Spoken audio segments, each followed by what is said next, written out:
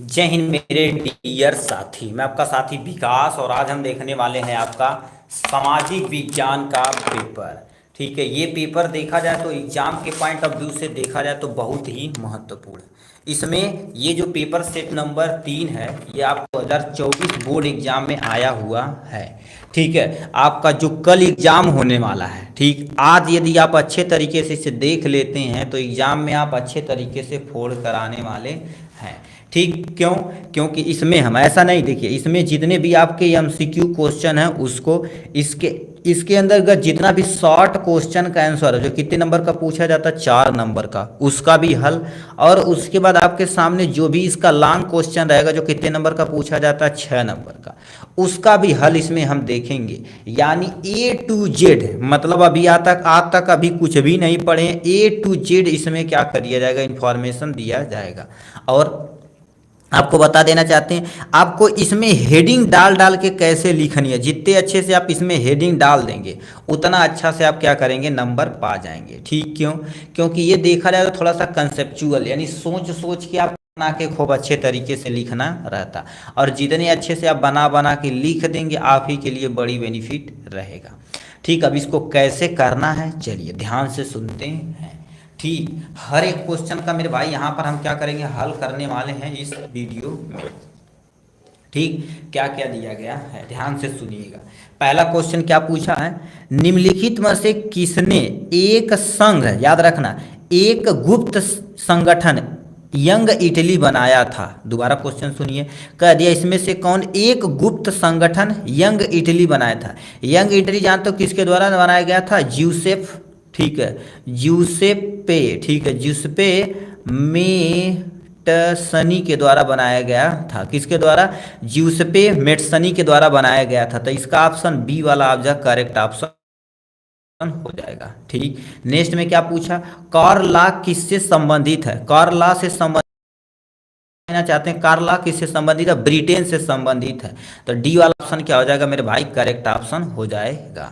ठीक, उसके बाद क्वेश्चन क्या पूछा यहाँ पर, नेपोलियन बोनापार्ट की पराजय कब हुई। याद रखना, नेपोलियन बोनापार्ट की पराजय 1815 में हुआ था। कब, 1815 में हुआ था। ठीक है, तो यहाँ पर दे रखा 1810 और 1815, 1817, 1818, तो 1815 इधर करेक्ट ऑप्शन हो जाएगा। ठीक, नेक्स्ट में क्या क्वेश्चन पूछा है, महामंदी का सबसे बुरा असर पड़ा था। महामंदी क्या होता है, जब एक्चुअल में देखा जाए, जब अपने यहाँ कृषि के क्षेत्र में जब बहुत ज़्यादा पैदावार किसी भी चीज़ की बहुत ज़्यादा यदि पैदावार हो जाती है ना, तो पैदावार होती तो मंडी में उसकी बिक्री सही से नहीं होती है, तो बहुत लो लेवल, पैसा बहुत कम मिलता है, तो उस पर सबसे ज़्यादा प्रभाव कृषि क्षेत्र पे पड़ता, तकनीकी को भी प्रभाव नहीं पड़ता। तकनीकी अभी टेक्नोलॉजी प्रेजेंट टाइम में है, तो जितना आदमी बढ़ेंगे उतना टेक्नोलॉजी बढ़ती चली जाए। जैसे मोबाइल, अब मोबाइल का थोड़ी ना कहेंगे आज तो मंदी हो गई, उथुआ हो गई, ये ऐसा नहीं, ये तो एक्सपायरी डेट होने वाला नहीं, लंबे समय तक चलेगा। तकनीकी पर, यानी तुम्हारे पास कृषक क्षेत्र पे, परिवहन पे उपयोग तो कोई नहीं, तो कृषक क्षेत्र पे सबसे ज़्यादा प्रभाव पड़ा हुआ था। ठीक, नेक्स्ट क्वेश्चन, ये देखा जाए तो इम्पोर्टेंट नहीं, इसको महा इम्पोर्टेंट बोला जाए, जितना स्टार आप लगाएं उतने आपके कम है। लिखा, गुलामगिरी किसकी रचना है। गुलामगिरी किसका, ज्योतिबा बाई फूले की रचना है, ज्योतिबा फूले की रचना है। ठीक है,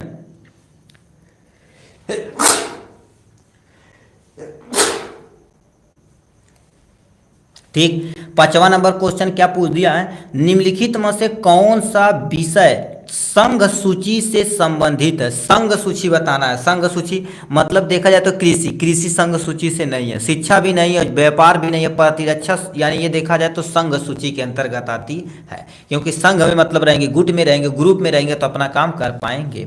ठीक है, नेक्स्ट में क्या दे रखा है, 6ठा नंबर क्वेश्चन। ठीक है, 6ठा नंबर क्वेश्चन क्या पूछ दिया, 6ठा गायब कर दिया जी।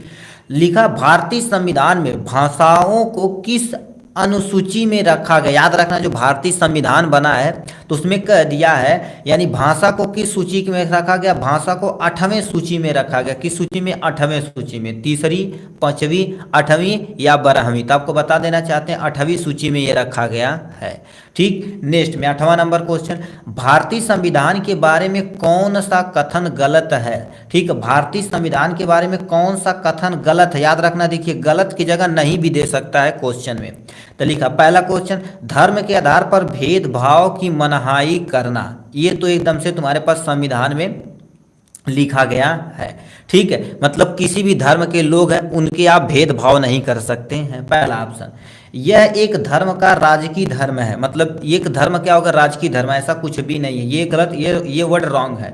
जिसमें सभी लोगों को किसी भी यानी किसी भी धर्म का पालन करने की आज़ादी है, 150% सही है। अपने भारत में रह रहे थे, किसी भी धर्म को आप मान सकते हैं, कोई व्यक्ति ऐसा नहीं देख सकता आपके ऊपर प्रेशर डाल के भाई आप हिंदू हो जाइए, मुस्लिम हो जाइए, ये मानिए वो मानिए, कोई नहीं बता सकता। ठीक सर क्वेश्चन आंसर बताओ, बस हो ही वाला भाई। ठीक है, इसके बाद हम करने वाले ही हैं, 20 ही देख लेते हैं, उसके एमसीक्यू बनने से उसी पे चलेंगे। अरे भाई सब रखा गया, देखिए आपके सामने बना बना हमने सब रखा गया।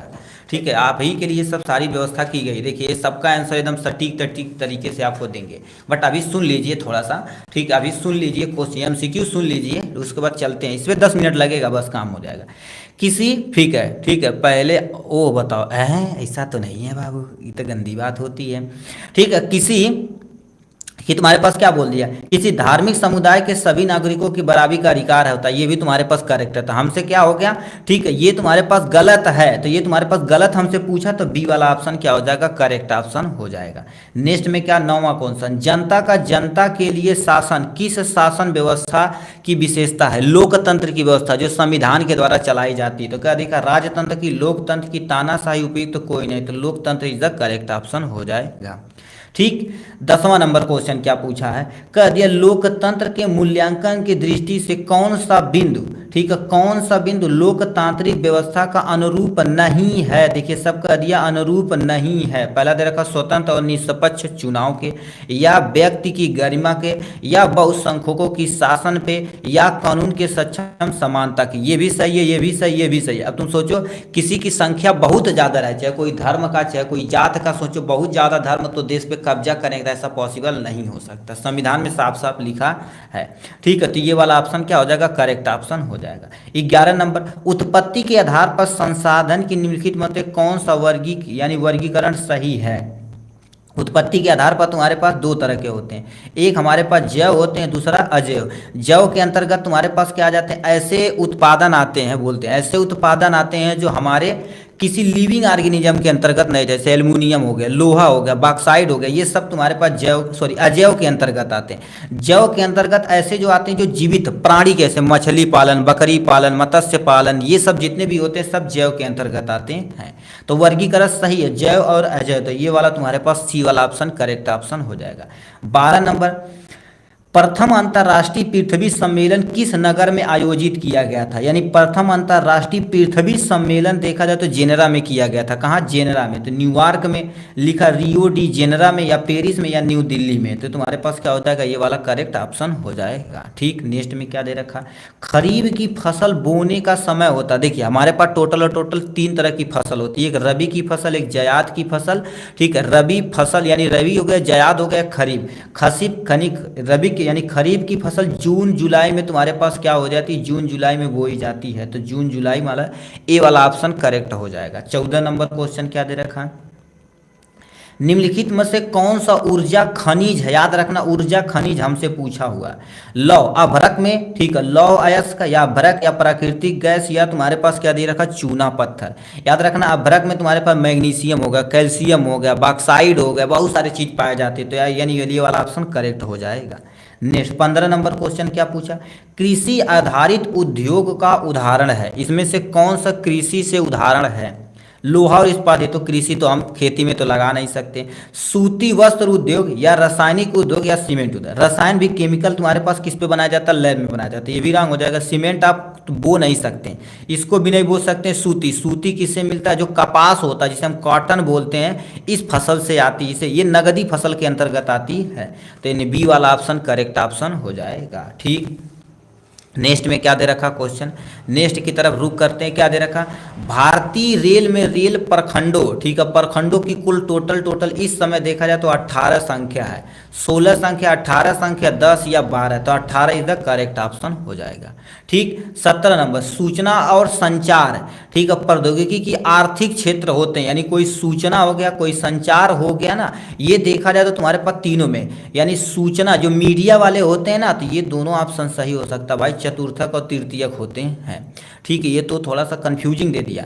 ठीक है, यदि देखा जाए तो सूचना और संचार जो तुम्हारे पास होते हैं चतुर्थक के अंतर्गत आते हैं, क्योंकि इसी के अंदर तुम्हारे पास क्या आ जाते हैं, मीडिया वगैरह आते हैं। ठीक, जो सूचनाओं का आदान प्रदान करते हैं। 18 नंबर क्या क्वेश्चन पूछा है। ठीक है, द्वितीयक यानी इसको देख लीजिएगा, तृतीयक या चतुर्थीयक कौन सही है।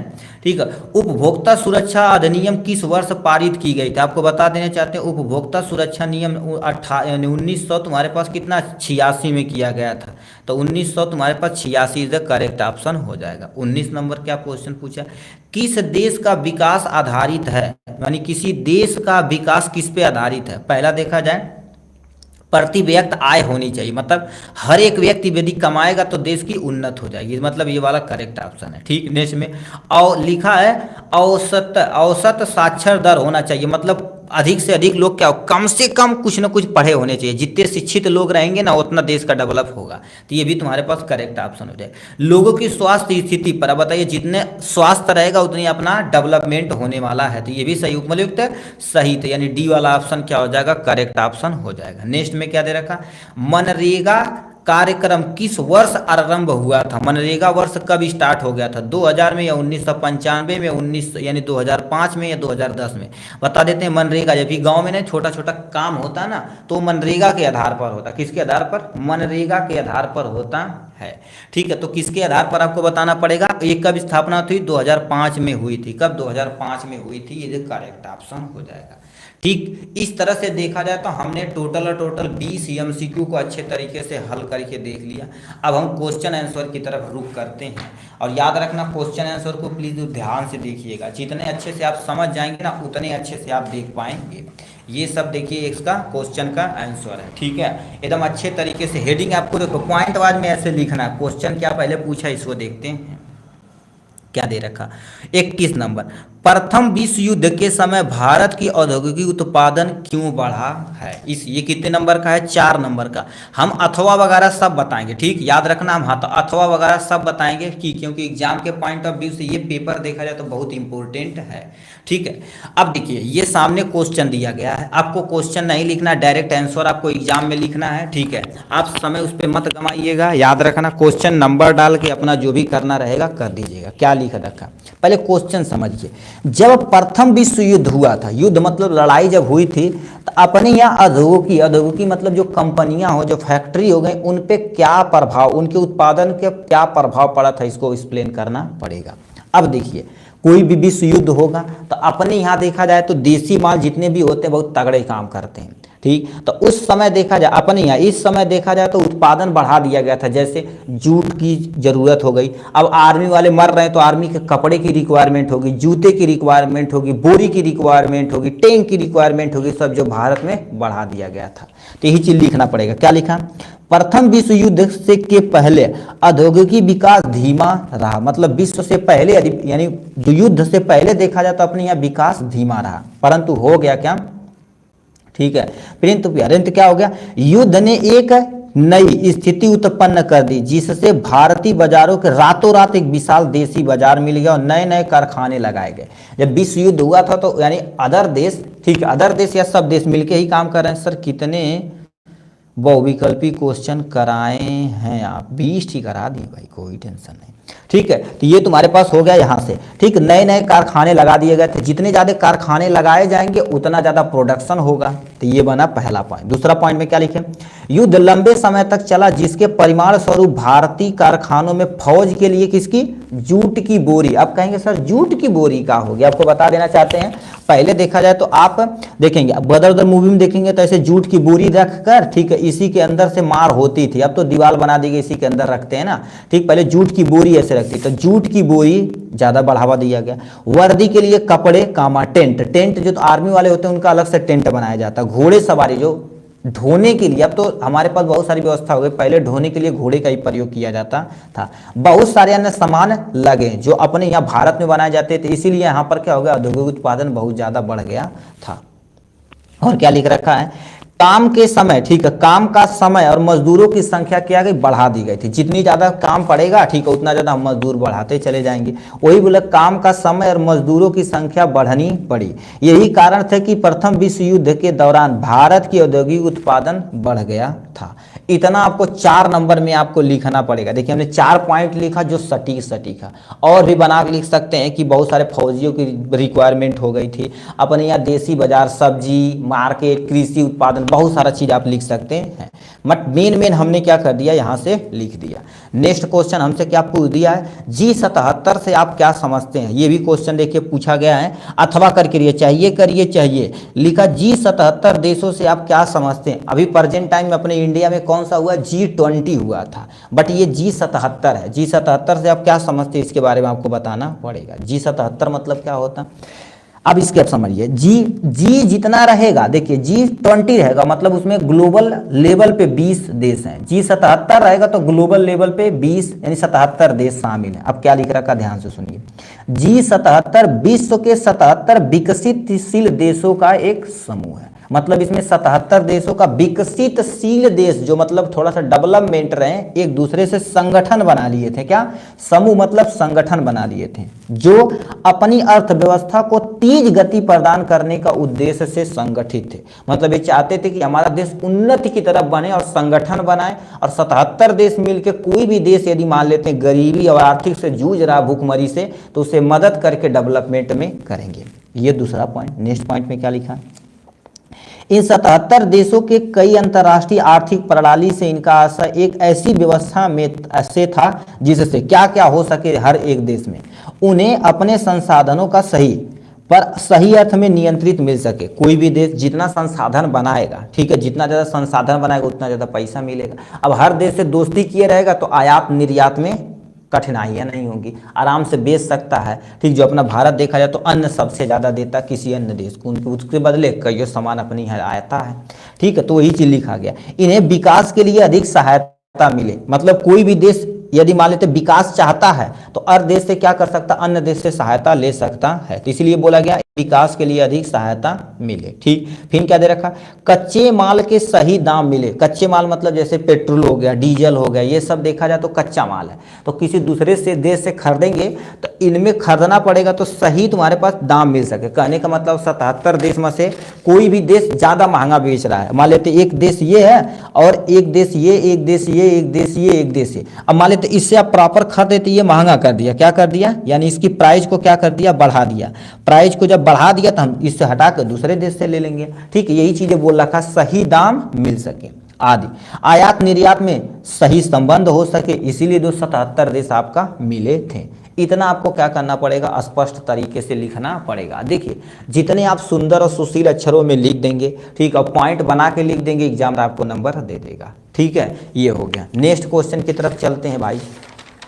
ठीक है, नेक्स्ट क्वेश्चन क्या पूछ दिया है, लोकतंत्र शासन की, ठीक है, देखिए क्या दे रखा, लोकतंत्र किस प्रकार उत्तरदायी और जिम्मेदार, यहाँ पहला 22 नंबर जी, लोकतंत्र शासन की अन्य व्यवस्थाओं को बेहतर और स्पष्ट कीजिए। कितने नंबर का, ये भी 4 नंबर का क्वेश्चन। और ये सब दोनों क्वेश्चन बहुत इंपॉर्टेंट एग्जाम के पॉइंट ऑफ व्यू से। ठीक है, तो अब क्या लिख रखा, लोकतंत्र शासन अन्य व्यवस्थाओं से कैसे बेहतर है। कहने का मतलब अभी हम आपको बताते हैं। जैसे मान लेते हैं ये एक तुम्हारे पास खोखा हो गया, ये आपके सामने एक पेन हो गया, ये बताया जाए ये पेन इस खोखे की तुलना में कितना बेहतर है, यही बताना पड़ेगा। मतलब अन्य व्यवस्थाएं हैं, ठीक है, अन्य व्यवस्थाएं हैं, अब ये लोकतंत्र उनकी तुलना में कितना अच्छा है, इसको आपको एक्सप्लेन करना पड़ेगा।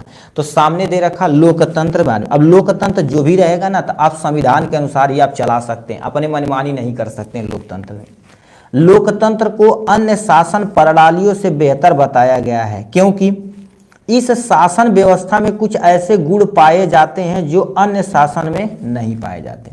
शासन में देखो, लोकतंत्र में क्योंकि संविधान के द्वारा चलाया जाता है, धार्मिक शासन नहीं है, अपने यहाँ लोकतांत्रिक शासन है। ठीक, संविधान के द्वारा चलाया जाता है। कोई भी देखा जाए तो व्यवस्था और निर्णय कुछ भी लेना रहेगा तो पक्षपात में नहीं होना चाहिए, संविधान में साफ साफ लिखा है। तो ये पॉइंट हो गया। अन्य व्यवस्था तुम्हारे पास कैसे बेहतर करने के लिए पॉइंट वाइज में आप लिखेंगे। सबसे पहले मस्त तरीके से, पहला जनमत और आधारित शासन। अब ये क्या होता है, यह शासन जनता की समान इच्छा के अनुसार चलाया जाता, मतलब जो जनता की राय होती, जैसे अभी मान लेते कोई एग्जाम हुआ, आप मान लेते नहीं सही सूत्र दे कोई गड़बड़ हो गया, तो जनता अपने अनुसार क्या करती, धरना प्रदर्शन दे देती है, फिर अपने अनुसार वो करा लेती है। वही चीज़ बताया गया।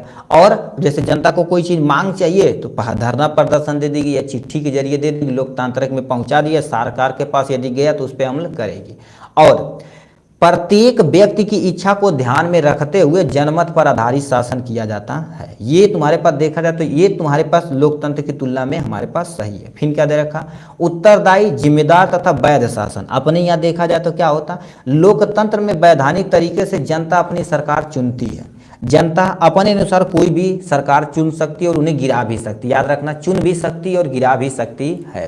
तो यही चीज लिख रखा, अपने अनुसार सरकार चुनती है, अतः सरकार भी जन कल्याण के प्रति उत्तरदायी और जिम्मेदार होते हैं। कहने का मतलब, जैसे मान लेते किसी को आप चुन लिए तो वो भी व्यक्ति जनता के प्रति सोचना चाहिए, जन कल्याण के प्रति में उत्तरदायी होना चाहिए और जिम्मेवार होना चाहिए। जिम्मेदार मतलब जिम्मेदारी से अपना काम करे, ठीक है, सच्चे और लगन मगन से काम करे तो अपना काम हो जाएगा।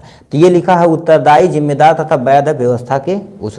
फिर क्या दे रखा, समानता और स्वतंत्र का पोषक। समानता और स्वतंत्र का पोषक मतलब क्या हो गया, समानता दिखाना चाहिए, चाहे वो काला हो, चाहे गोरा हो, चाहे लड़की हो, चाहे लड़का हो, चाहे ऊंच हो, चाहे नीच हो, ठीक है, तो उनका भेदभाव नहीं करना चाहिए। तो ये लिखा, लोकतंत्र के अंतर्गत जाति, वंश, रंग, धर्म, लिंग आदि का भेदभाव नहीं किया जाता है, अतः सभी भारत में रहने वाला सभी व्यक्ति भारतीय है, ठीक है। वही जी लिखा गया था, सभी नागरिक समान हैं, ठीक। इतना चीज आपको क्या करना पड़ेगा, एक्सप्लेन करना पड़ेगा अच्छे तरीके से। यहाँ से आप स्क्रीनशॉट भी लेते चलिए यदि हो सके तो, ठीक। ये हो गया इनके बारे में। नेक्स्ट में क्या दे रखा है, ठीक है, बट आप ध्यान से समझिएगा। अब यहाँ से क्या दे रखा है, ध्यान से सुनिए।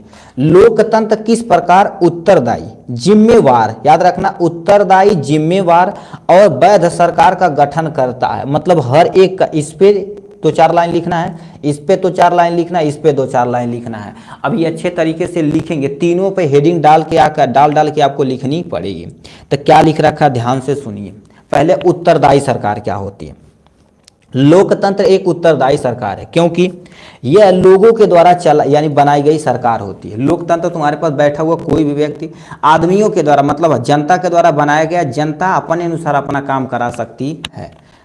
लोग सरकार बनाने के लिए अपने प्रतिनिधियों का चुनाव करते हैं। कोई भी जनता वह तो अपने अनुसार क्या कर देती है, सरकार बनाती है, तो चुनाव करती है। चुनाव से हर एक व्यक्ति, जैसे 10-20 व्यक्ति हैं तो जनता जिसको ज़्यादा चाहती है उसका सरकार बन जाता है। तो वही लिखा है, अपने तुम्हारे पास अपने प्रतिनिधियों का चुनाव करते हैं। लोगों का अधिकार है कि प्रतिनिधियों का काम काज से संतुष्ट न होने पर प्रतिनिधि बदल दिया जाए। ये तो सही है, मतलब कोई भी प्रतिनिधि, मतलब कोई भी नेता आपको पसंद नहीं आता है तो अगले 5 साल के अंतराल में जब आने वाला चुनाव तो उसको आप बदल सकते हैं, ठीक है। तो ये लिखा गया उत्तरदायी। फिर क्या लिखना, जिम्मेवार पे आपको हेडिंग डाल के लिखना पड़ेगा। तो जिम्मेवार पे क्या लिखना पड़ेगा, देखिए, जिम्मेवार सरकार को क्या हुआ, कोई भी निर्णय लेना चाहिए तो पूरा मानदंड, सब भेदभाव को छोड़ छाड़ के हर एक मापन पे सही अनुसार से लेना चाहिए, जिम्मेवार होना चाहिए। लोकतंत्र सभी प्रक्रियाओं के मानक निर्णय लेती है। ये पहला पॉइंट होगा। लोकतंत्र में लोगों को यह जानने का अधिकार है कि निर्णय पूरे कायदे कानून के अनुसार किए जाना चाहिए। इसे पारदर्शिता कहते हैं। मतलब सरकार यानी लोकतंत्र में बैठा हुआ कोई व्यक्ति कोई निर्णय लेता है तो पूरी पारदर्शिता होनी चाहिए। पारदर्शिता होनी चाहिए। जैसे भी कोई रोड बन रहा है तो देखेंगे उस पर लिखा रहता है इतना किलोमीटर बना, इतना खर्चा आया, सब कुछ लिखा रहता है। वो अलग तो बात, घोटाला कर लेते हैं, बट हमें पारदर्शिता दिखानी पड़ती है, ठीक है। तो वही चीज लिखा गया है, यदि यानी तुम्हारे पास कायदे कानून के अनुसार किए जाना चाहिए, जिसे पारदर्शिता यानी क्या बोलते हैं, पारदर्शिता बोला जाता है। मतलब ट्रांसपेरेंसी होनी चाहिए कि मान लेते ये पेन कितने का खरीदे, 10 रुपये खरीदे, तो ये होना चाहिए। वैध सरकार, जो सरकार कानूनी रूप से जनता में चुनी जाती है और उसे वैध सरकार बोलते हैं। मतलब सिंपल से एक ऐसी सरकार, ठीक है, एक ऐसी सरकार जो किसके द्वारा चुनी जाती है, वैध जनता के द्वारा चुनी जाती है, उसे वैध सरकार बोलते हैं। वो लंबे समय तक चलती है, सरकार कहते हैं। वैध सरकार जनता की सरकार कहलाती। वैध सरकार को ही किसका सरकार बोलते हैं, जनता का सरकार बोला जाता है। नेक्स्ट पॉइंट में क्या लिखना पड़ेगा, लोकतांत्रिक सरकार व्यक्तियों के बीच समानता को बढ़ावा देती है, वही लिख रखा, लोकतांत्रिक सरकार व्यक्तियों के बीच, ठीक है, व्यक्तियों के बीच समानता को बढ़ावा देती है। इतना पॉइंट आपको लिखना यहाँ पड़ेगा, ठीक। फिर नेक्स्ट क्वेश्चन आपको लिखना पड़ेगा, क्वेश्चन का आंसर। अब इसमें क्या क्वेश्चन पूछा गया, ध्यान से सुनिए। लोकतंत्र, ये हो गया 23 नंबर क्वेश्चन। वैश्वीकरण से आप क्या समझते हैं? भारतीय उद्योगों पर इस प्रभाव का तुम्हें उल्लेख करना पड़ेगा। अब वैश्वीकरण क्या होता है, आप समझिए। वैश्वीकरण क्या होता है?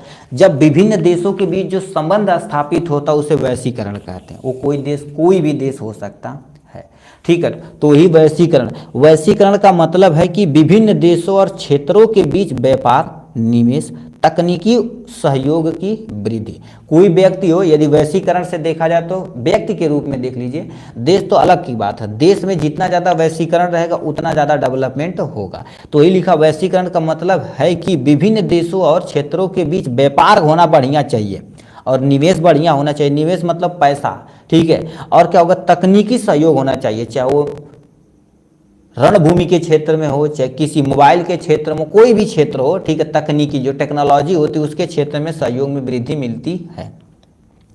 वैश्वीकरण का उद्देश्य विश्व स्तर पर अर्थव्यवस्था को एकीकरण बनाना, एकीकरण मतलब उन्नति के तरफ ले जाना, और विभिन्न देशों के बीच साझा प्रदान करता है। ये एकीकरण यानी वैश्वीकरण के कारण से ही हो पाता है।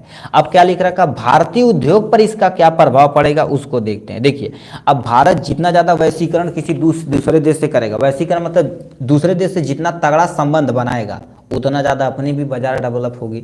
तो लिखा, अधिक संग्रहित बाजार पर्याप्त मात्रा में मिलेगा, ठीक है। मतलब जैसे अभी कोई व्यक्ति है ना, ठीक है, अभी मान लेते हैं एक देश अपना इंडिया मान लेते हैं, जितना ज़्यादा किसी दूसरे देश से संबंध रखेगा, एक देश, दो देश, तीन देश, चार देश, पाँच, छः, कईयों देश हैं, ठीक। अब इन देश से मान लेते हैं तुम्हारे पास कोई टेक्नोलॉजी, इनसे ले लेगा, इनसे ले लेगा, इनसे ले लेगा, ले लेके अपने आप को बहुत ज़्यादा डेवलपमेंट कर देगा। अब बाजार का संग्रहित हो, बाजार आपको एक ही जगह मिल जाएगी। तो यही बोला तुम्हारे पास एकीकरण होना चाहिए। तकनीकी और उत्पाद में क्या नहीं, उत्पाद यानी उत्पादकता का सुधार होगा। तकनीकी, अब देखो किसी देश के पास ज़्यादा, हर देश के पास हर चीज़ सुविधा नहीं होती है। मान लेते किसी देश के पास कुछ नहीं है तो किसी दूसरे देश से कर लेगी। जो वैश्वीकरण के ही तुम्हारे पास, वैश्वीकरण से ही संभव हो चुका है, ठीक है, वैश्वीकरण ही संभव हो चुका है। सेवा उद्योग में वृद्धि, सेवा उद्योग में वृद्धि मतलब क्या होता है? देखिए, जैसे मान लेते अभी किसी देश का है आर्मी, किसी देश की आर्मी को जरूरत पड़ी किसी आर्मी की, तो क्या करेगी, अपने यहाँ किसी दूसरे देश से क्या करेगी, मंगा लेगी और जंग लड़ के फिर उनको वापस भेज देगी। जैसे यूक्रेन रसिया में भी देखे होंगे आप, ठीक है। और तुम्हारे पास सेवा उद्योग का वृद्धि हो जाएगी। फिर क्या देखा, अधिक कंपनियों का निर्माण होगा। जितना ज़्यादा वैश्वीकरण होगा, जितना ज़्यादा आप दूसरे देश से संबंध रखेंगे उतना ज़्यादा से ज़्यादा क्या करेंगे, कंपनियाँ आएंगी किसी देश में, ठीक है, किसी भी देश में आएंगे और अपना व्यापार करेंगे। अब बताओ, मैं तो भारत में ही बड़ी बड़ी कंपनियां बैठा रही है, तो भारत के लोगों को क्या मिलेगा, रोजगार मिलेगा, जो अपना काम कर पाएंगे, ठीक है। तो यही तुम्हारे पास क्या होगा, वैश्वीकरण के बारे में, ठीक है। नेक्स्ट क्वेश्चन क्या पूछा गया उसके आंसर को हम देखते हैं। यहाँ से क्या लिख रखा है, देखिए, ये भी क्वेश्चन इंपॉर्टेंट है।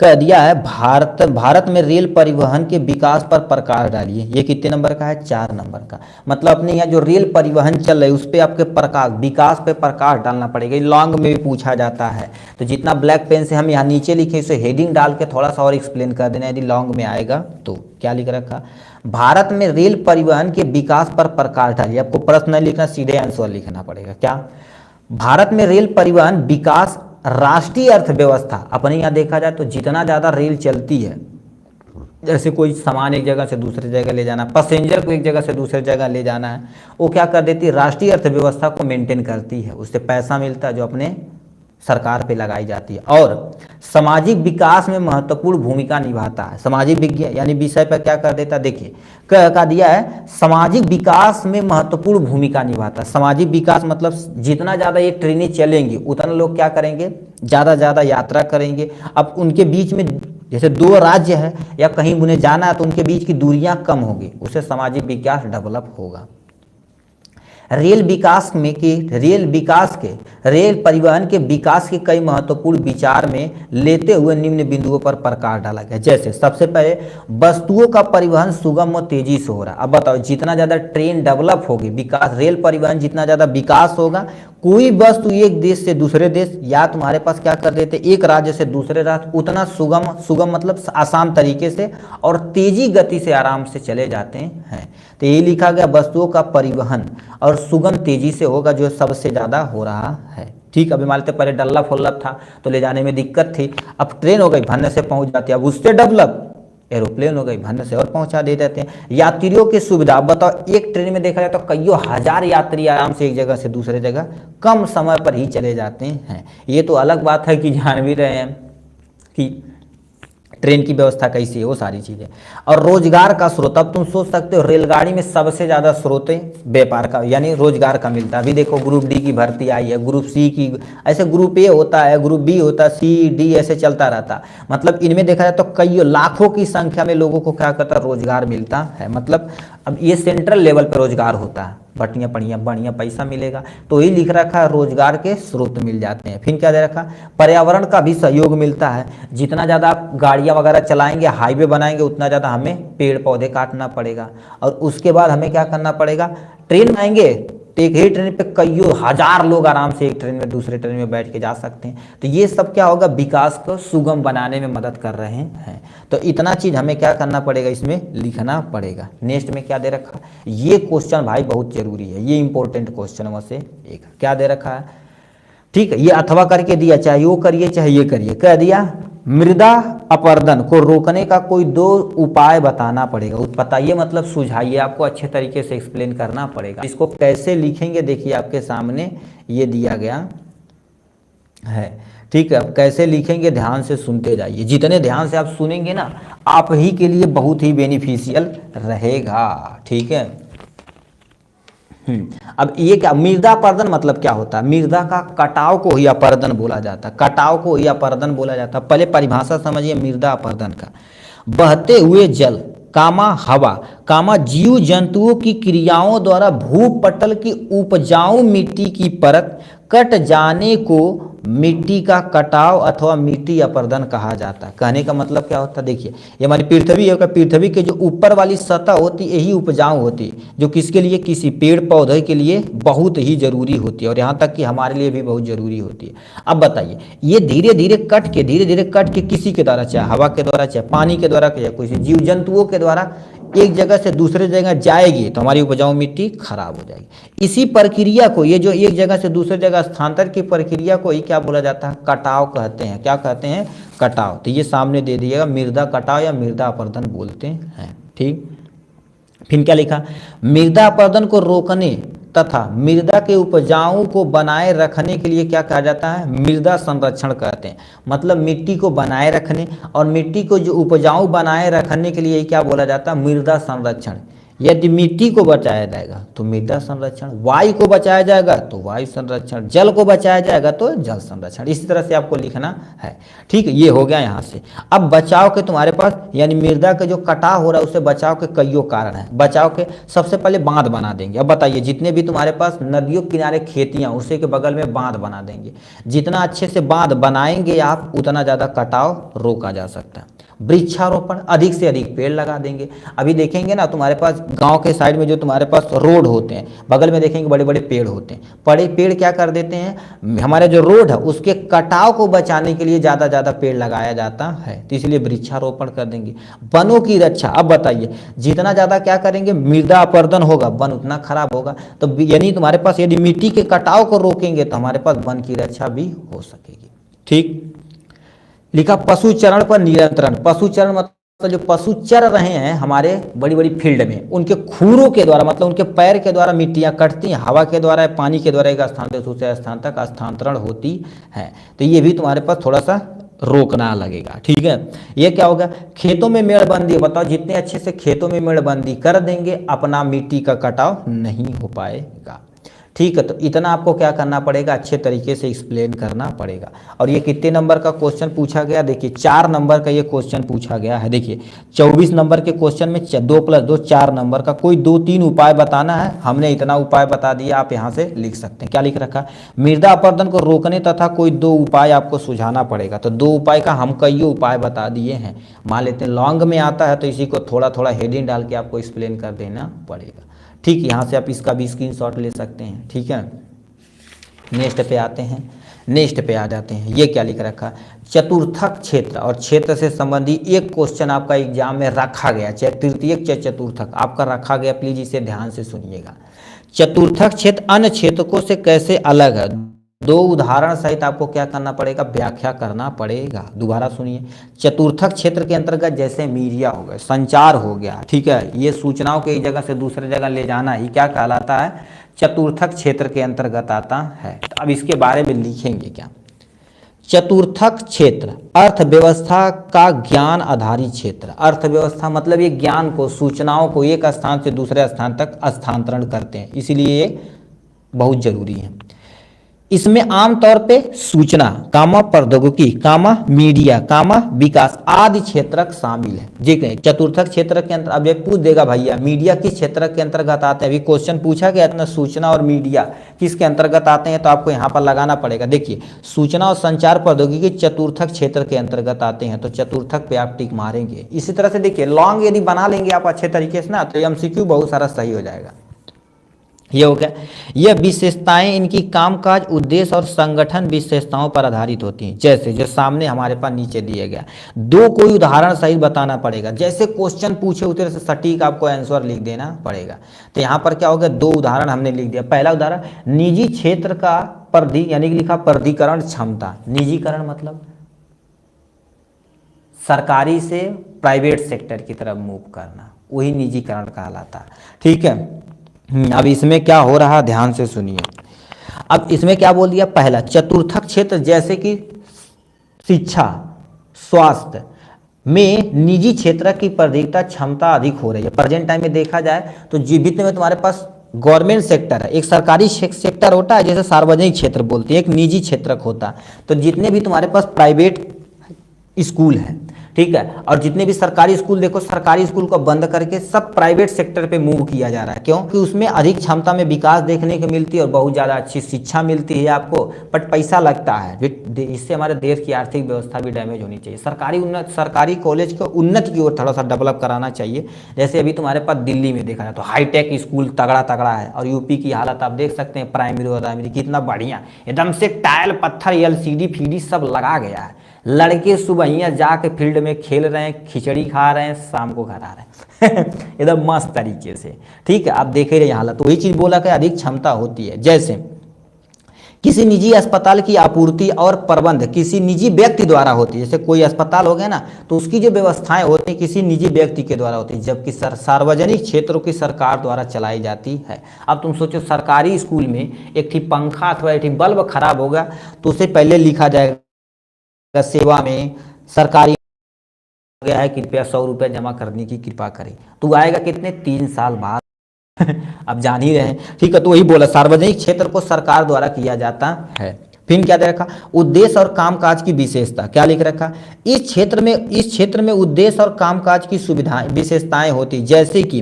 वाणिज्य क्षेत्र के मुख्य कारण लाभ उठाना होता। वाणिज्य क्षेत्र मतलब जितने भी तुम्हारे पास कमर्शियल लेवल पे होता है, उनका मेन उद्देश्य होता लाभ उठाना। जैसे प्राइवेट सेक्टर, वही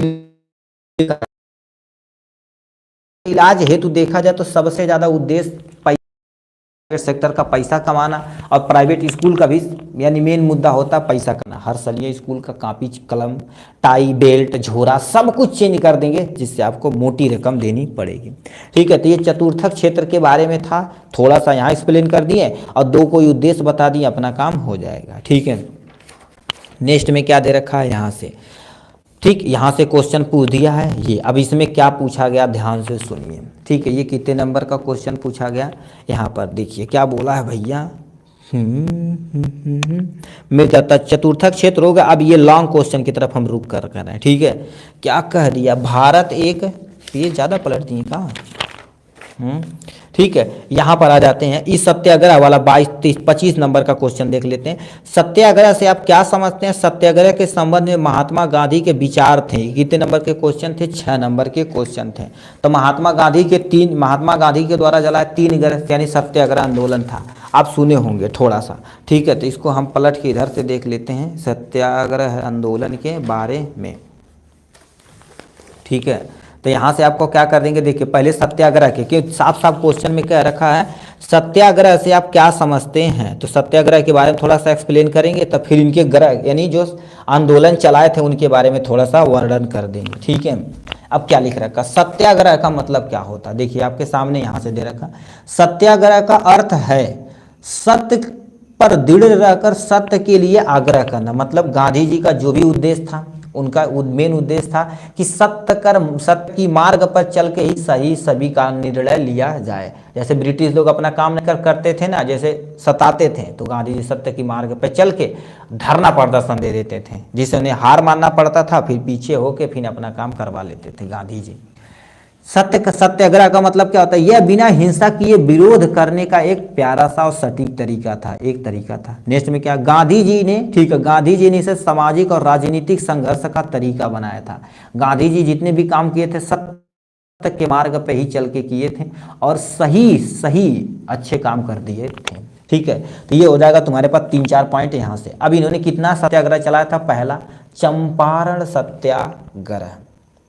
ये कहाँ हुआ? अब ध्यान से सुनिए, कह दिया, अब ये इससे बहुत सारा क्वेश्चन आपको क्लू मिलेगा, ध्यान से सुनिए, ठीक है। कह दिया गांधी जी ने 1917 में बिहार में नील की खेती वालों किसानों को अंग्रेजों के शोषण से बचाने के लिए चंपारण आंदोलन चलाया था। अब आपसे पूछ देगा चंपारण आंदोलन कब चलाया गया था? 1917 में बिहार में नील की खेती, जैसे अंग्रेज लोग थे कहते हैं नील की ही खेती करना है, तो अब बताओ किसान एक ही चीज़ की खेती करेगा तो कैसे? अब वो होता था, अंग्रेज उठा ले जाते थे, तो इससे परेशान होके ना किसानों ने और गांधी जी ने एक आंदोलन चलाया जिसका नाम चंपारण सत्याग्रह आंदोलन रखा गया, ठीक है। फिर अंग्रेजों को अपना घुटना टेकना पड़ा। फिर इसका परिणाम क्या होगा? इसका परिणाम यह हुआ कि किसान अब नील की खेती के लिए क्या हो गया? बाध्य नहीं हो गए, मतलब ये केस जीत लिए थे। तो तुम्हारे पास सत्याग्रह में क्या किया? बाध्य नहीं थे। अब किसान अपनी इच्छानुसार नगदी फसल की कृषि करने के लिए स्वतंत्र था। मतलब ये व्यक्ति क्या कर सकते हैं? कोई भी किसान अब अपने अनुसार कोई भी प्रोडक्शन कर सकता है। जैसे उन्हें मान लेते काटन बोना है तो भैया काटन बोजिए, कोनो टेंशन नहीं। गन्ना बोना, क्योंकि गन्ना काटन ये सब देखा जाए तो तुम्हारे पास नगदी खा लोगे यार, ठीक है। तो गन्ना को खरीद बेच के नगदी पैसा पा जाएंगे, ये नगदी फसल के अंतर्गत आती है। उसके बाद खेड़ा सत्याग्रह अंदर 6 नंबर का है तो भाई एक्सप्लेन करना ही पड़ेगा। खेड़ा सत्याग्रह आंदोलन में क्या दे रखा? गांधी जी ने 1918 में गुजरात में किसानों को भारी लगान से माफ़ी दिलाने के लिए यह सत्याग्रह आंदोलन चलाया था। उस समय होता था क्या था? अंग्रेज लोग ज़्यादा टैक्स लगा देते थे, ठीक है। अब बताओ एक किसान आदमी कितना टैक्स दे पाएगा? तो क्या होगा? 1918 में गुजरात में किसानों को भारी टैक्स यानी लगान मतलब क्या होता है? टैक्स होता से माफ़ी दिलाने के लिए यह सत्याग्रह खेड़ा सत्याग्रह आंदोलन चलाया गया था, जो गांधी जी चुराया गया। फिर क्या होगा? इसका परिणाम जान ही रहे हैं।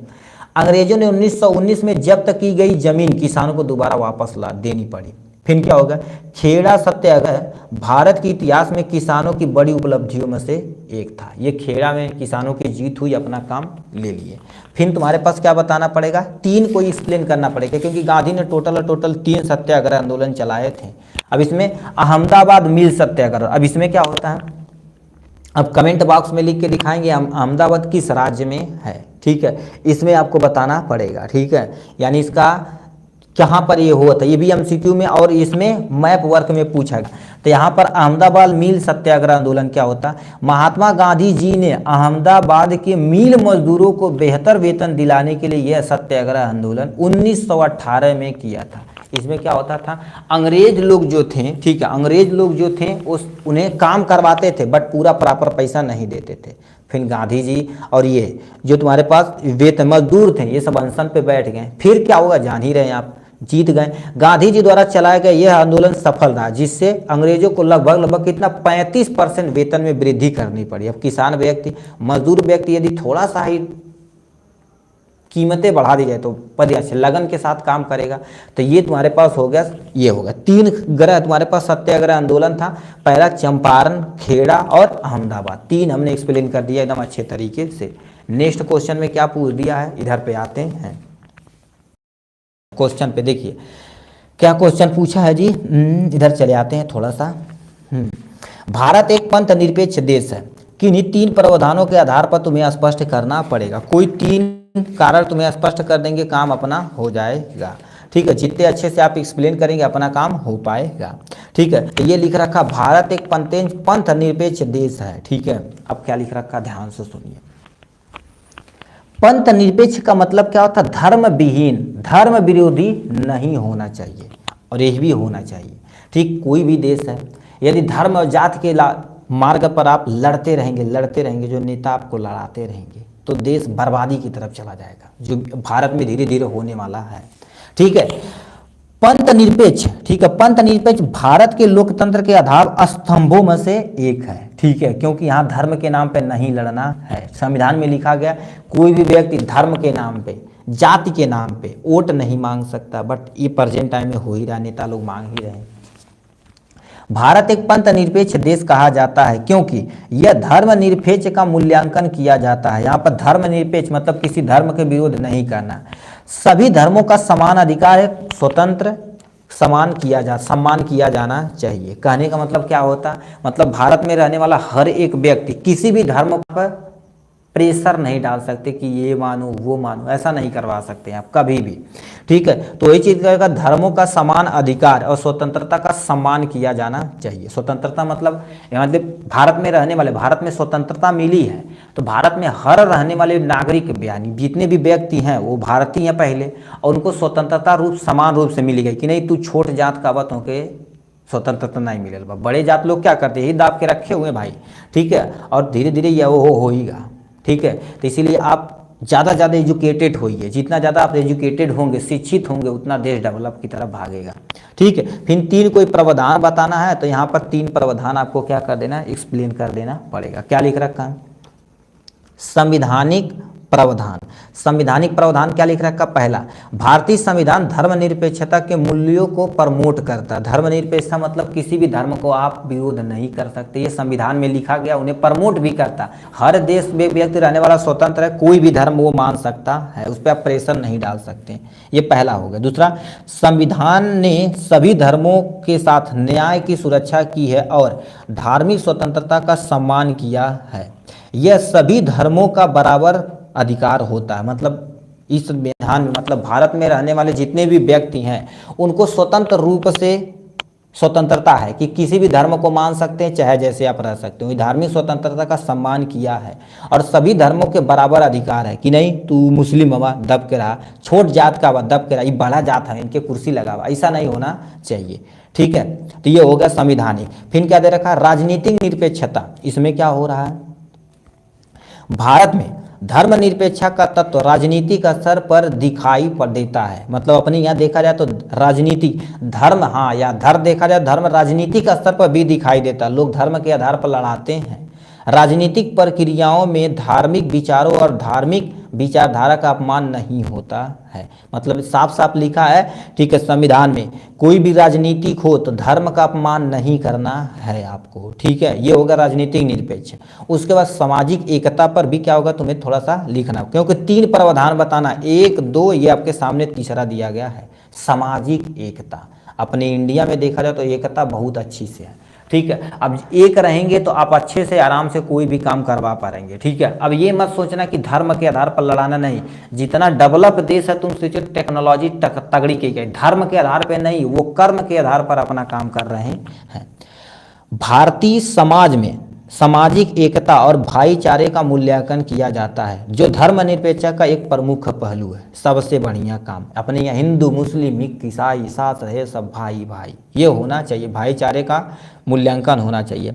समाज में विभिन्न धार्मिक समुदाय के लोग एक साथ रहते हैं। मतलब समाज में देखा जाए तो सभी धर्म के लोग एक ही साथ रहते हैं और एक दूसरे के साथ समानता, सम्मान और सहयोग का भाव बनाए रखते हैं। इतना आपको क्या करना पड़ेगा, एक्सप्लेन करना पड़ेगा। ठीक, ये हो गया। नेक्स्ट क्वेश्चन की तरफ रुक करते हैं। यहाँ पर कह दिया, यहाँ पर अभी और कोई भी क्वेश्चन देखेंगे, याद रखना मेरे भाई, बहुत अच्छा अच्छा क्वेश्चन अभी रखा हुआ है। ठीक है, अभी और देखेंगे। ओ भाई की कर रहा है। ठीक है, इसमें क्या देखा है? भारतीय वनों के, ठीक है, वनों के आर्थिक महत्व का स्पष्ट बताइए। मतलब भारत में जो वन है, वन मतलब पेड़ पौधे, अपने आर्थिक मतलब पैसे से कैसे हमारा देश की उन्नति की तरफ ले जा रहे हैं, इसको एक्सप्लेन करना पड़ेगा।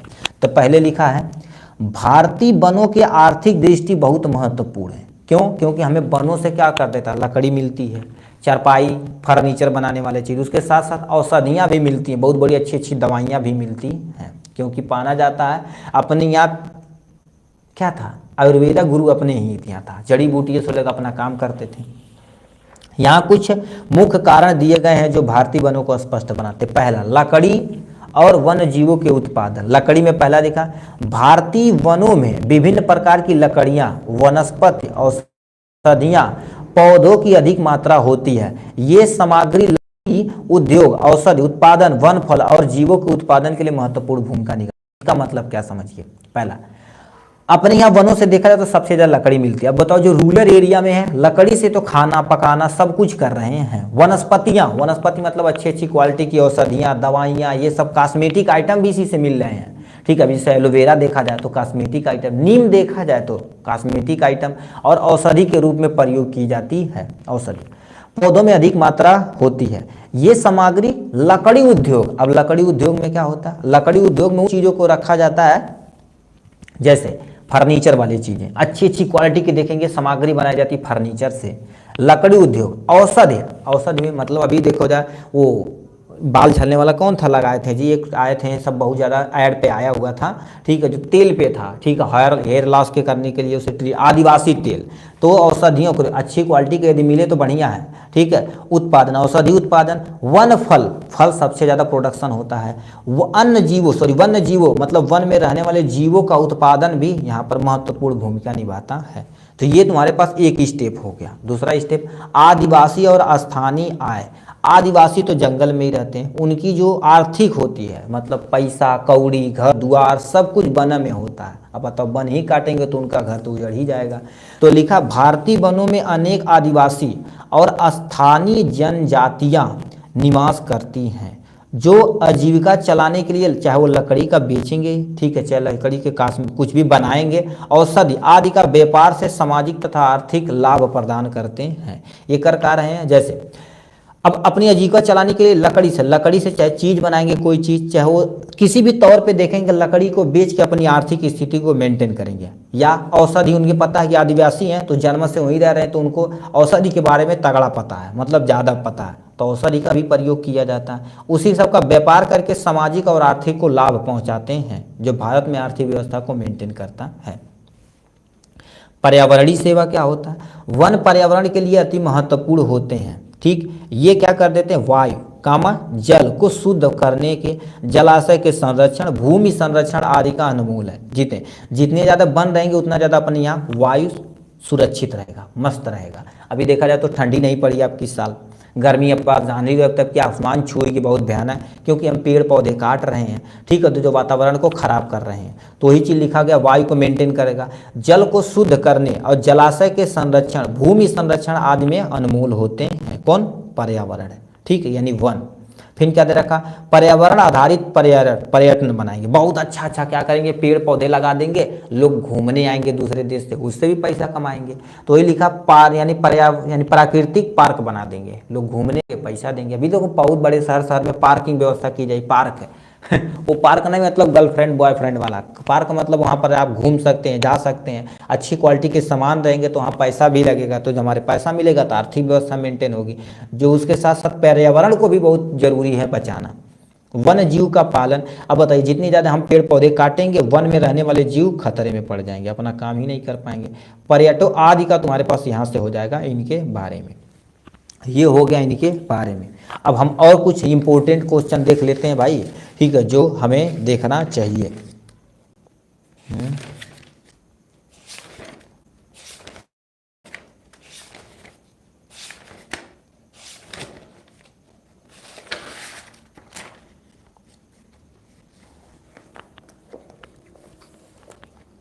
ठीक, यहाँ से कुछ हम एग्जाम्पल वगैरह देख लेते हैं अच्छे से। ठीक है, कुछ और क्वेश्चन है, देखिए एक बार निगाह से यदि जाया रहेगा ना तो आप एग्जाम में थोड़ा सा मस्त कर पाएंगे। क्या लिख रखा, भारत की आर्थिक और राजनीतिक स्थितियों पर प्रथम विश्व युद्ध प्रभावों का तुम्हें विश्लेषण करना है।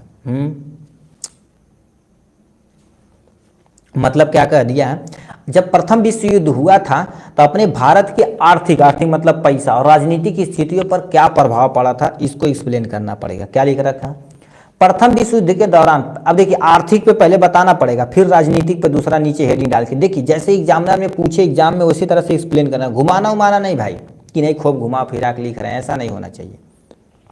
आर्थिक स्थिति पर क्या प्रभाव, हेडिंग डालेंगे, लिखेंगे प्रथम विश्व युद्ध के प्रभाव पर रक्षा व्यय में यानी भारी वृद्धि हुई, क्योंकि देखा जाए तो 20 युद्ध हो रहा है तो उसमें रक्षा पे पैसा ज्यादा खर्च हो रहा है, वही जो व्यय मतलब खर्चा ज्यादा हुआ, जिससे करों को बढ़ावा दिया गया, करा मतलब टैक्स ज्यादा लगाना पड़ा, ठीक है, जिससे पैसा तो कहीं ना कहीं से आना चाहिए, ये लगाना पड़ा। सीमा सुरक्षा, सीमा शुल्क बढ़ाए गए और आयकर शुरू कर दिया गया, जो सीमा शुल्क है उसे बढ़ा दिया गया और आयकर लगा दिया गया, आयकर मतलब टैक्स लगाना स्टार्ट कर दिए थे। और तीसरा पॉइंट, 1913 से लेकर 1918 के बीच में कीमतें, कोई भी वस्तु की कीमतें दुगनी हो गई थी, वही लिखा कीमतें दुगनी हो चुकी थी, जिसके कारण आम लोग की मुश्किलें बढ़ गई थी, मतलब जो आम लोग व्यक्ति थे उनकी मुश्किलें बढ़ गई थी, प्रभाव पड़ा। इसमें क्या होगा, अब बताइए, वर्ल्ड वार जब होगा तो सैनिक की कमी होगी, सैनिक की जब कमी होगी तो गांव में जबरदस्ती पकड़ के लोग लाते थे, वही लिखा ग्रामीण इलाकों में जबरन भर्ती के व्यापक गुस्सा पैदा हुआ, ठीक, ये हो गया। फिर क्या दे रखा, 1918 में 1921 में देश के बहुत सारे हिस्सों में फसलें बर्बाद हो गई, खराब हो गई, कहने का मतलब जैसे बमबारी वगैरह होगा, अब बताइए बमबारी यदि होगा, ठीक, तो उससे फसलें तो खराब होगा करेंगी, तो वही चीज़ें बोला, जिसके कारण खाद्य पदार्थों में भारी अभाव का पैदा हुआ, ठीक है, मतलब भूखमरी की तरफ हो चुके थे, तो ये राजनीतिक पर प्रभाव था, ठीक। फिर क्या लिख रखा, नेक्स्ट क्वेश्चन में क्या कह दिया, लिखा प्रौद्योगिकी ने किस प्रकार वैश्वीकरण, ठीक है, वैश्वीकरण की प्रक्रिया को बढ़ावा दिया, किन्हीं दो कारणों की आपको व्याख्या करना पड़ेगा, ठीक। अब इसको कैसे एक्सप्लेन करेंगे, ध्यान से सुनिए, ठीक है, आप जितने अच्छे से एक्सप्लेन कर देंगे ना, आप ही के लिए बेनिफिशियल रहने वाला है, ठीक है। ये हो गया, अब क्या लिखे हो गया, ठीक, क्या ले बोलिए, विभिन्न देशों के बीच, अब पहले समझिए वैश्वीकरण क्या होता है, मतलब कोई भी देश किसी दूसरे देश से जब संबंध बनाता है, यानी संबंध बनाता कहते हैं, जब व्यापार करता है उद्देश्य विदेशी व्यापार कहते हैं, तो वही लिखा है विभिन्न देशों के बीच परस्पर संबंध तीव्र एकीकरण की प्रक्रिया को वैश्वीकरण कहते हैं। वैश्वीकरण की प्रक्रिया को बढ़ावा देने के लिए कुछ यहाँ पर दिए गए, कोई दो उदाहरण हमें बताना था, दो कारण हम बता देते हैं। पहला उदारीकरण, उदारीकरण क्या होता है, कोई देश से, एक देश से दूसरे देश से जो व्यापार हो रहा है उसके बीच में जो अवरोध है, चाहे वो टैक्स हो, चाहे तुम्हारे पास कोई चीज आदान परिवहन की व्यवस्था, उसे अवरोधों को कम करना, प्रक्रिया को चाहे एकदम से हटा देना चाहे कम करना, सरकार द्वारा आने की प्रक्रिया को उदारीकरण कहते हैं। कहते हैं भैया बहुत उदार कैला, तू हमके फ्री सामान दे देला। उदारीकरण के कारण अनेक देशों के बीच व्यापार और निवेश को बढ़ावा मिला। उदारीकरण के कारण से बताइए, अब संबंध तगड़ा करेंगे, टैक्स कम कर देंगे, परिवहन की व्यवस्था कर देंगे, तो लोग आप ही के देश से व्यापार करेंगे, काम बढ़िया तगड़ा चलाएगा, देसी जानवर कर रहे हैं, देसी जहाँ पर हैं तहाँ पर ठाठ से चल रहे हैं, तो वही चीज लिखा गया है। वैश्वीकरण की प्रक्रिया में बहुराष्ट्रीय कंपनियां प्रमुख भूमिका निभा रही, बड़ी बड़ी जो कंपनियां हैं अपने देश में आ रही हैं, अपना प्रोडक्शन कुछ भी करके बेच रही हैं और अपने देश को सेवा मिल रहा है। जय, अब किसी भी देश में बड़ी बड़ी कंपनियां बैठा दी जाएं तो उनके देश के लोग वहीं पर काम करेंगे, कहीं जाना ही नहीं पड़ेगा, तो वही चीज़ यहाँ पर उदारीकरण के अंतर्गत लिखना है। फिर क्या लिख रखा है, उन्नत प्रौद्योगिकी, उन्नत प्रौद्योगिकी में तुम्हें क्या कराना पड़ेगा, ध्यान से सुनिए। उन्नत प्रौद्योगिकी में वैश्वीकरण को, ठीक है, वैश्वीकरण को तुम्हें क्या करना है, प्रेरित करने में प्रौद्योगिकी की तीव्र उन्नति का महत्वपूर्ण योगदान। अब बताओ, जितना तेज वैश्वीकरण होगा उतना ज़्यादा कंपनियां आएंगी, मतलब किसी देश से अब तुम जितना ज़्यादा संबंध बनाओगे उतनी ज़्यादा तुम्हारे देश में कंपनियां आएंगी और अपना काम आराम से हो जाएगा, तो वही चीज़ यहाँ से बोला जा रहा है, ठीक है, योगदान होता है। परिवहन से उन्नत में दोनों देशों के बीच की दूरी कम होती। परिवहन मतलब जो चलन की सुविधाएं हैं, जब बताओ जितना ज़्यादा परिवहन रहेगा हमारा दूरी कम होगी, दूरी जब कम होगी तो व्यापार बढ़ेगा, तो ये प्रौद्योगिकी तो बढ़ करेगी। इतना चीज़ आपको लिखना पड़ेगा। नेक्स्ट में 22 नंबर में क्वेश्चन में क्या आपको दिया है, यहाँ पर क्वेश्चन देखिए कह दिया है 22 नंबर में, लोकतंत्र सभी सामाजिक आर्थिक राजनीतिक समस्याओं का समाधान करता है। इस कथन पर तुम्हें तर्क की पुष्टि करनी, कितने नंबर का ये क्वेश्चन है, 4 नंबर का ये क्वेश्चन है। इसको कैसे लिखना पड़ेगा, आपके सामने यहाँ से क्वेश्चन का आंसर दिया गया है। क्या लिख रखा, लोकतंत्र सभी सामाजिक आर्थिक और राजनीतिक समस्याओं का समाधान करने में सक्षम होता है। लोकतंत्र क्यों, लोकतंत्र किसके द्वारा चलाया जाता है, संविधान के द्वारा। कोई भी चाहे वो सामाजिक कोई समस्या हो, चाहे आर्थिक समस्या हो, उसके साथ साथ राजनीतिक समस्या हो, सबको समाधान करने में सक्षम होते हैं। ये एक पॉइंट हो गया। यहाँ से आपको पॉइंट वाइज में ही लिखना है। लोकतंत्र में जनता अपनी सरकार चुनने का पूरा अधिकार होता है। लोकतंत्र में आप किसी भी की यानी अपना जनता जो अपने द्वारा किसी की सरकार बना सकती है और बिगाड़ भी सकती है। ठीक है, तो वही चीज लिखा गया है। लोकतंत्र में सामाजिक, आर्थिक, राजनीतिक समस्याओं को समाधान के लिए ये कदम उठाए जाते हैं जो सामने दिए गए हैं। क्या क्या लिख रखा, ध्यान से इसको सुनिए। लोकतंत्र में सभी नागरिकों का समान अधिकार है और अवसर मिलते हैं। मतलब लोकतंत्र में के अनुसार देखा जाए तो लोकतंत्र में हर एक व्यक्ति एक समान है।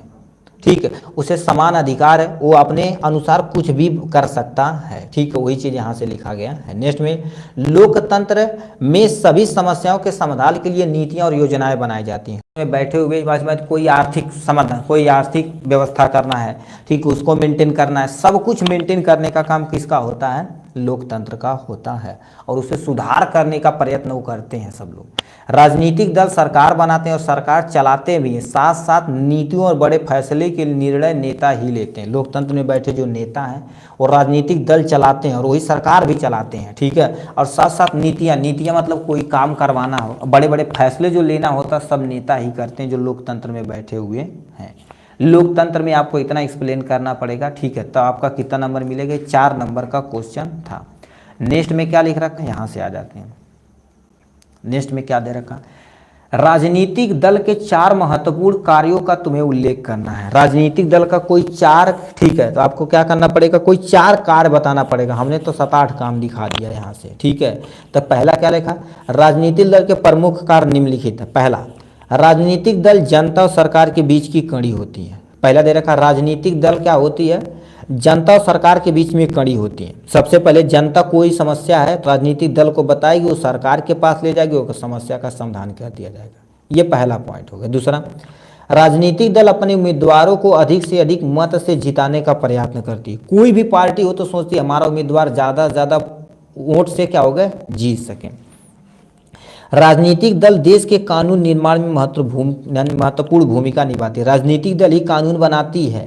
ठीक है, कानून के निर्माण में महत्वपूर्ण भूमिका निभाती है और यही क्या कर देती है, किसी काम को कराने में भी सक्षम होती है। ठीक, लोकतंत्र में प्रत्येक दल सरकार बनाने का प्रयत्न करता है। बताइए, आपको छोटे गांव के लेवल उदाहरण देख लेते हैं। अब बताइए, गांव में बैठे हुए लोग जब किसी प्रधान का चुनाव होता है तो वो सोचते हैं ज़्यादा से ज़्यादा क्या करें, अपने उम्मीदवार को वोट दिया सकें। तो वही लिखा है, लोकतंत्र में प्रत्येक व्यक्ति यानी प्रत्येक दल सरकार बनाना चाहता है।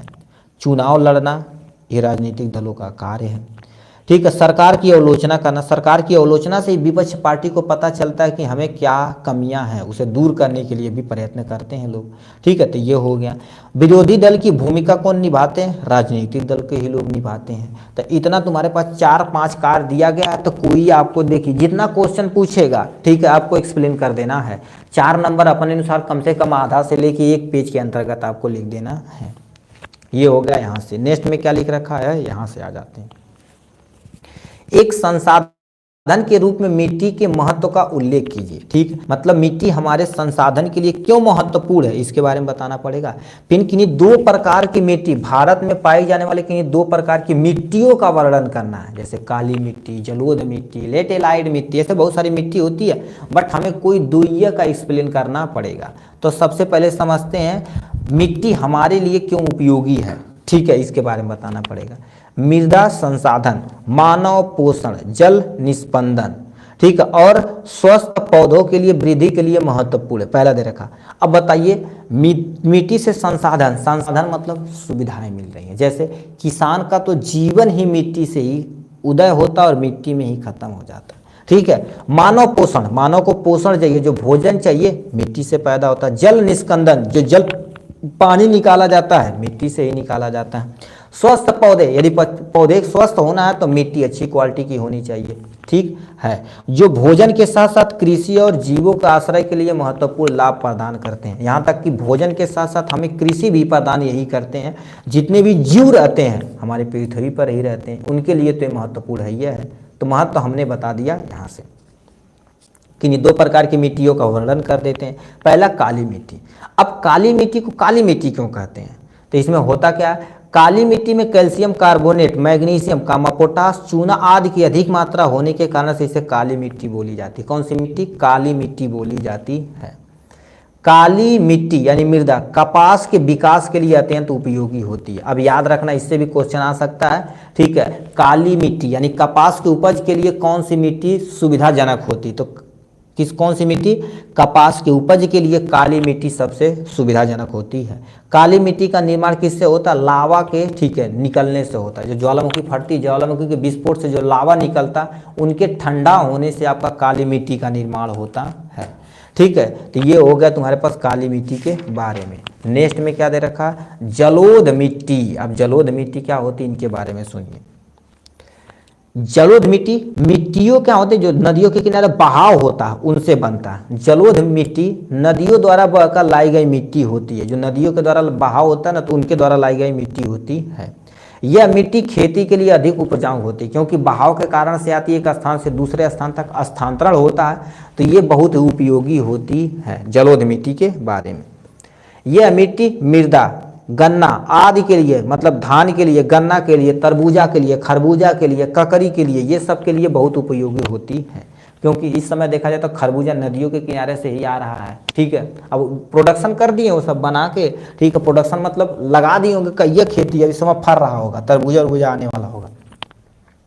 यह कहाँ पर पाई जाती है? गंगा गोदावरी, मतलब नदियों का नाम लिख देना है। यह गंगा गोदावरी आदि नदियों के किनारे मैदान में मिलती है। तो ये कौन सी मिट्टी हो गई? जलोढ़ मिट्टी, ठीक, इतना लिखना पड़ेगा। नेक्स्ट में क्या क्वेश्चन पूछा? विदेशी व्यापार से आप क्या समझते हैं? इसे अनुकूल बनाने के लिए कोई तुम्हें 2 सुझाव बताना पड़ेगा, ठीक है। तो विदेशी व्यापार आप समझो क्या होता है। विदेशी व्यापार क्या होता है? जब कोई देश, एक देश किसी अन्य देश से व्यापार करता है, मिलजुल के व्यापार करता है, उसे विदेशी व्यापार कहते हैं। तो ये लिखा क्या है? 2 या 2 से अधिक देशों के मध्य होने वाली वस्तुओं के क्रय विक्रय, मतलब आयात निर्यात, खरीद और बेचना को अंतर्राष्ट्रीय व्यापार या विदेशी व्यापार कहते हैं। ये तो विदेशी व्यापार की परिभाषा हो गई, ठीक है। इनमें क्या होगा? दोनों यानी दोनों देशों का लाभ होता है। बताइए, आप एक देश से दूसरे देश से सामान खरीदेंगे तो उन्हें पैसा देंगे और हमें सामान मिल जाएगा। हम क्या करेंगे? उन्हें अनाज देंगे, वो भी हमें कुछ न कुछ देंगे। तो दोनों देशों का इसमें लाभ होता है, इसीलिए विदेशी व्यापार बहुत जरूरी है। विदेशी व्यापार को अनुकूल बनाने के लिए कुछ सुझाव निम्न है। पहला दे रखा, अब बताओ, दोनों देश को बीच संबंध तगड़ा होना चाहिए, भागीदारी होना चाहिए, सहयोग होना चाहिए, वही चीज लिखा गया। आप हेडिंग केवल याद रखिए, बना बना के आप लिख ही सकते हैं। भागीदारी और सहयोग, अन्य विदेशी कंपनियों के साथ भागीदारी और सहयोग को बढ़ावा देना है, एक उत्तम रणनीति होती है। देखिए, भागीदारी जैसे एक देश से दूसरे देश से यदि आप कुछ भी करवा रहे हैं, ठीक है, करवा रहे हैं, तो यदि जितना अच्छी भागीदारी रहेगी, सहयोग रहेगा, उतना लंबा समय तक वो व्यापार चलता रहेगा। नेक्स्ट में संबंधों को मजबूत करें, मतलब एक देश से दूसरे देश में संबंध तगड़ा होना चाहिए। जितना संबंध मजबूत रहेगा उतने अच्छे से काम हो पाएगा। सफल विदेशी व्यापार के लिए मजबूत संगठन संबंध अत्यंत महत्वपूर्ण है, जिससे अनुबंधों का निर्माण करने के लिए सक्रिय रूप से काम करने के लिए उद्यमी होना चाहिए। कहने का मतलब, अब बताइए, एक देश से दूसरे देश से यदि आप व्यापार कर रहे हैं तो संबंध जितना तगड़ा रहेगा, मतलब एक कंट्री मान लेते हैं, इस कंट्री से इस कंट्री से इस कंट्री से इस कंट्री से व्यापार कर रही है। अब बताओ, संबंध दोस्ती जितना ज़्यादा रहेगा उतना ज़्यादा हम क्या करेंगे? आराम से व्यापार कर पाएंगे। तो वही लिखा, संबंध मजबूत होना चाहिए, ठीक है। फिर क्या लिखा? स्थानीय बाजारों का क्या हो गया? अध्ययन होना चाहिए। स्थानीय बाजार का अध्ययन मतलब ये वाला देश किसी दूसरे देश से व्यापार कर रहा है, ये व्यक्ति यदि ज़्यादा महंगा देता है, प्राइस को ये क्या कर देता है? बढ़ा देता है, तो इससे हम नहीं लेंगे, इससे ले लेंगे। संबंध तगड़ा रहेगा, संबंध ये सब चीज़ जाने कहेंगे तभी व्यापार कर पाएंगे भाई। जैसे आप सब्जी खरीदने जाते तो ऐसे थोड़ी पहुँचते तुरंत ले लेते हैं, 1-2 जगह पूछते हैं। उस तरह से व्यापार भी देश के बीच में होता है, ठीक है। तो ये हो गया तुम्हारे पास। उसके बाद स्थानीय संस्कृति का समर्थन होना चाहिए। जो स्थानीय संस्कृति होती है उसका भी समर्थन होना चाहिए, ठीक है। तो ये तुम्हारे पास विदेशी व्यापार का क्वेश्चन था। इतना आएगा तो सबसे पहले विदेशी व्यापार के बारे में लिखना पड़ेगा। उसे अनुकूल बनाने के लिए कोई 2 उपाय कहा था, हमने 3-4 दे दिया यहाँ से, ठीक। नेक्स्ट में क्या दे रखा है, यहाँ पर आ जाते हैं। क्वेश्चन पूछा है, भारतीय कृषि पर वैश्वीकरण के प्रभाव पर टिप्पणी आपको लिखना पड़ेगा। मतलब वैश्वीकरण क्या होता है, पहले ये समझिए। जब 2 देशों के बीच जो संबंध होता, कोई एक देश है, उनके बीच में जो संबंध होता उसी को वैश्वीकरण कहते हैं। बताओ दो देश के बीच में यदि संबंध तगड़ा रहेगा तो भारत की कृषि पर क्या प्रभाव पड़ेगा, उसको यहाँ लिखना पड़ेगा। क्या लिख रखा है, ध्यान से सुनिए इसका आंसर। वैश्वीकरण से हमारा तात्पर्य है कि विश्व के अनेक देशों का आर्थिक, राजनीतिक, सामाजिक और सांस्कृतिक क्षेत्र एक दूसरे के निकट आ सकते हैं। बताओ जितना ज़्यादा संबंध बनेगा, वो चाहे पैसा के रूप में हो, चाहे राजनीतिक के रूप में हो, चाहे सामाजिक के रूप में, वो संस्कृति के क्षेत्र में एक दूसरे के निकट आना ही पड़ेगा यदि वैश्वीकरण हुआ है तो। वैश्वीकरण के कारण विभिन्न चीज़ों एक देश से दूसरे देश में आने जाने लगी। अब बताओ जितना ज़्यादा संबंध रहेगा, कोई भी देश एक देश से दूसरे देश तक कोई भी चीज़ आदान प्रदान कर सकता है, जिससे उच्च कोटि की चीजें ही मार्केट में टिक सकी। अब बताइए वैश्वीकरण संबंध रहेगा तो जो देश अच्छी क्वालिटी का अच्छा सामान देगा उसी देश से आप लेंगे, खराब देगा थोड़ी नहीं लेंगे, नहीं लेंगे भाई, जाओ अपने घर जाओ, जो कराना हम करो, ठीक वो कर लेंगे। तो ये वैश्वीकरण। अब हमारे कृषि पर क्या प्रभाव पड़ा उसको लिखना पड़ेगा। देखिए भारत एक कृषि प्रधान देश है, आप जानते ही रहे, जो अन्न का निर्यात कर अपनी जरूरत के अन्य सामान खरीदने लगा है, ठीक है। अब बताइए सबसे पहले भारत एक कृषि प्रधान देश है, यहाँ पर जो धान गेहूँ उपज होती है किसी दूसरे देश को देता है। जब किसी दूसरे देश को देता है, ठीक है, जब किसी दूसरे देश को देता है तो उसके बदले कुछ अन्य सामान भी खरीदने लगा है, ये भारत करता है अपना, ठीक है। अपने यहाँ 70 से 75% खेती पर लोग निर्भर करते हैं, ठीक है।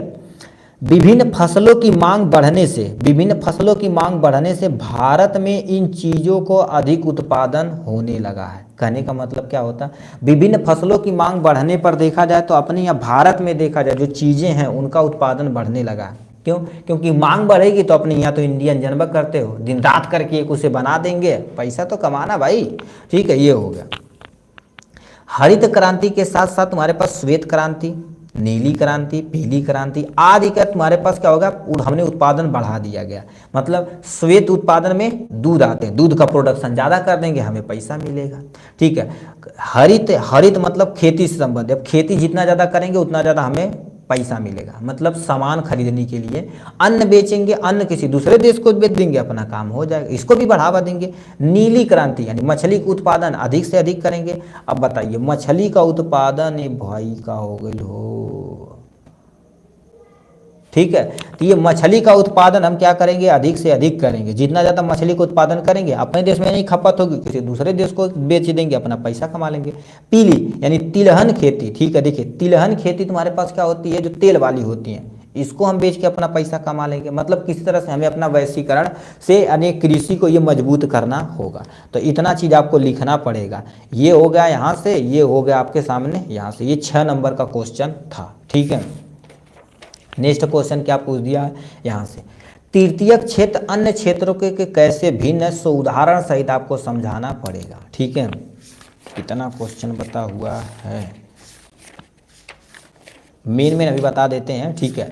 ये 2-3 क्वेश्चन हमारे पास, तृतीयक क्षेत्र हम थोड़ा सा देख लेते हैं और 2-3 क्वेश्चन और देख लेते हैं, ज़्यादा नहीं, ठीक है। जो इंपॉर्टेंट है उसको हम देख लेते हैं। क्या लिख रखा, तृतीयक क्षेत्र अन्य क्षेत्रों को कैसे भिन्न, उदाहरण सहित समझाना। तृतीयक क्षेत्र क्या होता है, ठीक। तृतीय क्षेत्र एक सेवा प्रधान क्षेत्र, जैसे तुम्हारे पास मेडिकल के क्षेत्र में, मतलब चिकित्सा के क्षेत्र में कौन है, तृतीय क्षेत्र हो जाते हैं। अब क्या होता है, प्राथमिक और द्वितीयक क्षेत्र में किसी वस्तु का निर्माण किया जाता है। अब बताइए कंपनियां जो बनाती हैं वो प्राथमिक और द्वितीयक क्षेत्र होती हैं, जबकि तृतीयक क्षेत्र में किसी वस्तु का उत्पादन नहीं किया जाता। तृतीयक क्षेत्र में किसी वस्तु का उत्पादन नहीं किया जाता, बल्कि तृतीयक क्षेत्र सेवाएं प्रदान करती है। क्या कर देती है, सेवा प्रदान करती है, ठीक है। तृतीयक क्षेत्र की गतिविधियां प्राथमिक और द्वितीयक क्षेत्र के विकास में मदद करती हैं। जैसे प्राथमिक और द्वितीयक क्षेत्र के उत्पादित वस्तुओं को ट्रक, ट्रेनों आदि से एक स्थान से दूसरे स्थान जाता है, उसे बेचने का काम तृतीयक क्षेत्र का होता है। कहने का मतलब तृतीयक क्षेत्र जब गतिविधि करेगी, अब बताइए हम जैसे दुकानदार हैं, दुकानदार जितना ज़्यादा खपत करेंगे प्राथमिक और द्वितीयक उस चीज़ को उतना ज़्यादा बनाएंगे, ठीक। अब प्राथमिक और द्वितीयक जब बनाएंगे ट्रकों द्वारा, ट्रेनों द्वारा एक स्थान से दूसरे स्थान तक ले जाया जाएगा, फिर तृतीयक क्षेत्र उसे चुटकियों में बेच देंगे। जैसे अभी मान लेते फगुआ बना रहे हैं, मोबाइल बना रहे हैं, कलम बना रहे हैं, तो ये प्राथमिक और द्वितीयक क्षेत्र मिलकर बना रही है। अब इसे जब खपत करने की बात आती है तृतीयक क्षेत्र ही करते हैं, और इसे बढ़ाने के लिए चतुर्थक क्षेत्र भी आ जाता, कहता भाई ऐड कर दो तगड़ा, मीडिया उडिया आती है चतुर्थक क्षेत्र के अंतर्गत, ठीक है। तो ये बेचने लगते हैं। तृतीयक क्षेत्र सेवा प्रदान करते हैं, जैसे बैंकों, चिकित्सा, टेलीफोन, बीमा आदि तृतीयक क्षेत्र के अंतर्गत आते हैं। और ये इंपॉर्टेंट पॉइंट है, ऑप्शन में क्वेश्चन में पूछ सकता है एमसीक्यू। ठीक है, बैंक या चिकित्सक किस क्षेत्र के अंतर्गत आते हैं, तो किस तृतीयक क्षेत्र के अंतर्गत आते हैं। तृतीयक क्षेत्र का उपयोग प्राथमिक और द्वितीयक क्षेत्र की क्रियाओं के विकास के लिए किया जाता है। जितनी ज़्यादा अब क्रियाएं करेंगे उतना ज़्यादा द्वितीयक और तृतीयक यानी प्राथमिक और द्वितीयक मिलकर अपना प्रोडक्शन बढ़ाएंगे। ये हो गया इनके बारे में, तृतीयक क्षेत्र के बारे में। यहाँ से आप क्या कर सकते हैं, इतना स्क्रीनशॉट भी ले सकते हैं। गांधी द्वारा चलाए गए आंदोलन तो देख ही लिए हैं। ठीक है, इसके बारे में ठीक है, यहाँ से 4 कोई विशेषता बताना है, इसको प्लीज आप ध्यान से सुनिएगा। भारत में संघीय व्यवस्था के किन्हीं 4 सुविधाओं, ठीक है, 4 विशेषताओं का वर्णन करना। संघीय मतलब जो संविधान के द्वारा चलाया जाता है। तो इसमें क्या लिखा, ध्यान से सुनिए। संघीय यानी व्यवस्था की विशेषताएं निम्नलिखित हैं। जैसे पहला, संघीय शासन व्यवस्था में 2 स्तरों पर, ठीक है, विकास का गठन किया जाता है। पहला, केंद्र सरकार, मतलब केंद्र सरकार एक व्यवस्था बनाती है, फिर राज्य सरकार को देती है। राज्य अपना छोटे स्तर पे देता, अपना काम होता है। तो केंद्र सरकार और राज्य सरकार, सुविधा के अनुसार केंद्र सरकार और राज्य सरकार को कार्यों को बांट दिया गया। सुविधा के अनुसार कार्य, क्योंकि देखिए राज्य पे जाएगा ना, ठीक है, बताओ सेंट्रल लेवल पे सब मैनेज करना थोड़ा सा कठिन है, तो राज्य लेवल पे बांट दिया जाता है। राज्य से डिस्ट्रिक्ट लेवल पे हो जाता है, डिस्ट्रिक्ट से तहसील, तहसील से ब्लॉक, फिर छोटे से प्रधान हो जाता है। तो सब सुविधाएं आती है, प्रधान लेवल पे आती है, गाँव में काम कराते हैं। ठीक है, तो इसके 4 विशेषता लिखाना। पहला विशेषता, लिखित और कठोर संविधान। ये हेडिंग आपको याद रखना पड़ेगा। पहला, लिखित और कठोर संविधान। अपने यहाँ देखा जाए तो भारतीय संविधान एक लिखित और कठोर संविधान, इसका संशोधन आसानी नहीं है। कोई व्यक्ति सोचे इसका संशोधन कर दे तो बहुत ही कठिनाइयों के साथ करना पड़ता है। ठीक है, शक्तियों का विभाजन। शक्तियों का विभाजन क्या होता है, संविधान द्वारा केंद्र और राज्यों की शक्तियों का स्पष्ट विभाजन कर दिया जाता है। ठीक है, तो ये हेडिंग डालना, शक्तियों का विभाजन। क्यों, क्योंकि शक्तियां अलग रहेंगी, मतलब केंद्र अलग काम से करेगा, राज्य अपना काम करेगा, तो काम मेंटेन हो पाएगा। ठीक है, जैसे अभी प्रधानमंत्री वो सेंट्रल लेवल पे होते हैं, उसके नीचे हमारे पास मुख्यमंत्री होते हैं जो हर एक राज्य के होते हैं, अपना काम कराते हैं। इस संबंध में 3 सूचियां आती, संघ सूची, राज्य सूची और समीपवर्ती सूची का निर्माण किया जाता है। जो शक्तियों का विभाजन देखिए, संघ सूची, राज्य सूची, समीपवर्ती सूची के अंतर्गत बांट दिया, कोई भी काम रहेगा आसानी से हो जाएगा। स्वतंत्र एवं निष्पक्ष न्यायपालिका, मतलब संविधान में लिखा है कि किसी के दबाव में आके किसी का निर्णय नहीं आप ले सकते हैं। ठीक है, तो लिखा, संविधान किसी भी निर्णय को सोच समझ के लेता है, वह किसी के अधीन कार्य नहीं करता और अपना न्याय यानी क्या होता है, निष्पक्ष प्रकाट यानी रूप से प्रकट करता है। मतलब ये नहीं किया था ये ऊंच हैं, नीच हैं, जाति हैं, ठीक है, ये काला है, गोरा है, ऐसा नहीं भेदभाव किया जाता। संविधान में साफ साफ लिखा गया है। ठीक, यानी अपना जो भी न्याय लेना रहता निष्पक्ष लिया जाता है। ठीक है, किसी के पक्ष में नहीं। फिर दे रखा, एकहरी नगर यानी नागरिकता और एकहरा संविधान। अब इसमें साफ साफ लिखा गया, यदि भारत के किसी भी कोने में आप रह रहे हैं तो सबसे पहले आप भारतीय हैं। भारत के किसी भी जाति, किसी भी राज्य और नागरिक को उनकी नागरिकता भारतीय ही होगी, वो किसी भी राज्य से रहे उससे लेना देना नहीं है। साथ ही भारत का संविधान एकहरा संविधान, अर्थात राज्यों के लिए अलग संविधान नहीं है। कोई सोचे एक राज्य है मतलब एक स्टेट अलग से अपना चलाएं, ठीक है, तो ऐसा होना पॉसिबल है। सरकार फटकार लगा देगी, केंद्र सरकार बजट नहीं देगी, लो भैया काम कहाँ से करवा दूँ, ठीक है, या वो नहीं करेगी तो संविधान उसे ठुकरा देगा कि भाई संविधान के खिलाफ आप जाएंगे तो आप दिक्कत हो सकते हैं। तो ये तुम्हारे पास हो जाएगा इनके बारे में। ठीक, और कुछ इंपॉर्टेंट क्वेश्चन, चावल की खेती के लिए तुम्हारे पास थोड़ा सा देख लेते हैं। इसके चावल की खेती के लिए तुम्हारे पास कुछ यहाँ से, अब इसका आंसर अब थोड़ा सा तेजी से देखेंगे। चावल की खेती उपयुक्त भौगोलिक दशाएं, मतलब चावल के लिए यदि हम करेंगे ना तो कौन कौन सी उपयोगिता, मतलब कौन कौन सा दशा होना चाहिए। ठीक है, अब लाइट, ठीक है, तो यहाँ पर कह दिया है अधिकांश। अब देखो इसमें कोई 3 प्रमुख ऐसे उत्पादक क्षेत्र बताना जहाँ चावल का उत्पादन तगड़ा होता है। क्या लिख रखा है, भारत में अधिकांश लोग खाद्य पदार्थ चावल, अभी कलकत्ता वलकत्ता में चले जाइए, बार बार के लग चावल खाते हैं। ठीक है, चीन विश्व का सबसे अधिक उत्पादक वाला क्षेत्र है। चावल सबसे ज्यादा उत्पादन कौन करता है, चाइना। दूसरे नंबर पे आता है भारत, दूसरा सबसे बड़ा उत्पादक भारत है। ठीक है, और सबसे बड़ा निर्यातक भी। अब तुम सोचो भारत का कितना बड़ा दिल है, यानी उत्पादन भी करता, निर्यात करता, ले जाओ कौनो देश खिलाओ यार, कहीं से जीना चाहिए, आदमी है, खाएंगे मस्त रहेंगे, कोई टेंशन नहीं। चावल एक खरीफ की फसल होती है, खरीफ यानी फसल तीन तरह के उसे सुने होंगे, जायद की फसल, रबी की फसल और खरीफ की फसल। तो चावल खरीफ के फसल में आती है। अब कब बोई जाती है, देखिए जून जुलाई में इसकी जड़ें डाल दी जाती है, जुलाई के अंत में ये गाड़ दिया जाता है, या जुलाई के स्टार्टिंग में गाड़ दिया जाता है, ठीक है, बस क्योंकि बरसात वाले रीजन पे ये बोया जाता है, तो इसके लिए अधिक उगाने के लिए अधिक वर्षा चाहिए और कम से कम 25 से लेकर 30 डिग्री सेल्सियस तापमान होना जरूरी होता है। चावल के लिए नदी घाटियों में पाए जाने वाली जलोढ़ मिट्टी बहुत ही उपयोगी होती है, मतलब जो नदियों के किनारे पाई जाती है, क्योंकि नदियों के किनारे नमी होती है, वो तगड़ा उत्पादन करेंगी आप किसका, ठीक है, चावल का। अधिक वर्षा चाहिए, पानी वाला क्षेत्र होना चाहिए, जितना ज़्यादा पानी वाला क्षेत्र रहेगा उतना ज़्यादा चावल का उत्पादन होगा, ठीक। अब इसके लिए कुछ क्षेत्र हैं, पश्चिम बंगाल भारत के सबसे ज़्यादा तुम्हारे पास है चावल उत्पादन करता है। पश्चिम बंगाल जो भारत का कुल उत्पादन का 13 से लेकर 15% अकेले दे देता है।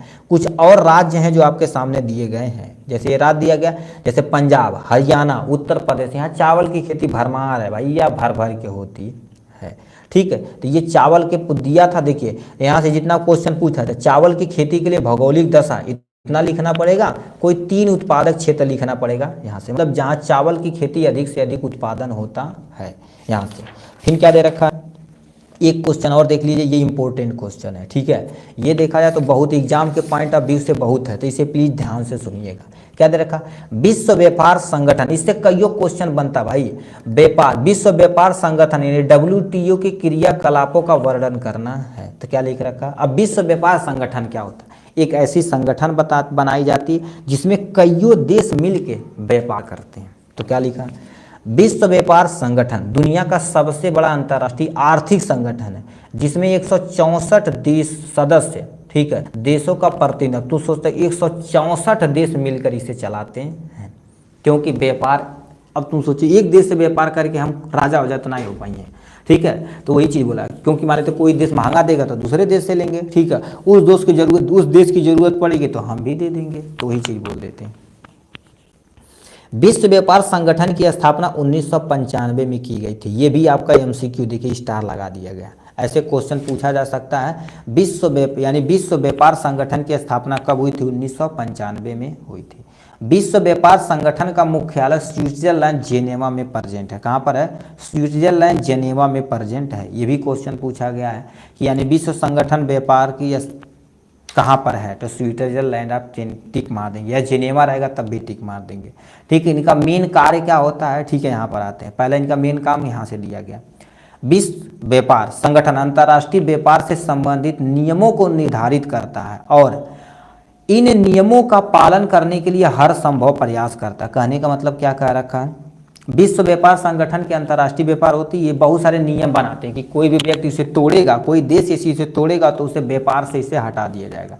इससे दोनों देशों के बीच क्या होता है, व्यापार संबंध बहुत तगड़ा होता है, जितना ज़्यादा संबंध रहेगा उतना तगड़ा व्यापार होगा और पैसा तो होगा करेगा भाई। विश्व व्यापार संगठन व्यापार के उदारीकरण को बढ़ावा देता है, उदारीकरण मतलब संबंध है, ठीक है, उदारीकरण मतलब क्या होता है, संबंध जितना तगड़ा रहेगा और एक देश से दूसरे देश के बीच में जो व्यापार हो रहा है उसके अवरोध यानी रुकावट को हटाना ही उदारीकरण कहलाता है, ठीक है। तो वो तुम्हारे पास हो गया यहाँ से, विश्व व्यापार संगठन व्यापार में उदारीकरण को बढ़ावा देता, किसको, उदारीकरण को यानी बढ़ावा देता, जितना ज़्यादा किसी दो देश के बीच में अवरोध खत्म होगा, यानी ऐसा देश ऐसे भी दुबई देखेंगे, दुबई में टैक्स फ्री है, कोई भी जाकर आराम से कंपनियां बैठा सकता है वहाँ पर, ठीक है, बट तगड़ी होनी चाहिए, ठीक है, बढ़ावा देता है। यह व्यापार भी यानी क्या हो गया, व्यापार विवादों को निपटारा करता है। यह संगठन मान लेते कोई देश इसके बीच में विवाद हो गया, टकराव हो गया, तो उसको निवारण यही संगठन करता है। विश्व व्यापार संगठन वैश्विक आर्थिक और तुम्हारे पास प्रबंध में शामिल अन्य अंतर्राष्ट्रीय आर्थिक यानी संस्थानों, ठीक है, संस्थानों के साथ सहयोग स्थापित करता है। कहने का मतलब क्या कहता है, जैसे एक देश से दूसरे देश से है, ठीक है, एक देश दूसरे देश से जब मिल रहा है तो उनके बीच में आर्थिक संसाधन मतलब पैसा के बारे में, पैसा कौड़ी के बारे में भी मेंटेन करेगा। व्यापार के साथ साथ उसका सहयोग भी देगा कि भाई मान लेते हैं आप गरीबी से जूझ रहे हैं तो आपको मेंटेन देंगे, खाना पानी, भारत तो जनवा करते हैं, लो भैया अन्न ले जाओ, कोई टेंशन नहीं, खिलाइए, ठीक है। तो ये चीज़ हो गया, क्योंकि भारत का दिल छोटा नहीं बहुत बड़ा है भाई, ठीक है। ये हो गया इनके बारे में।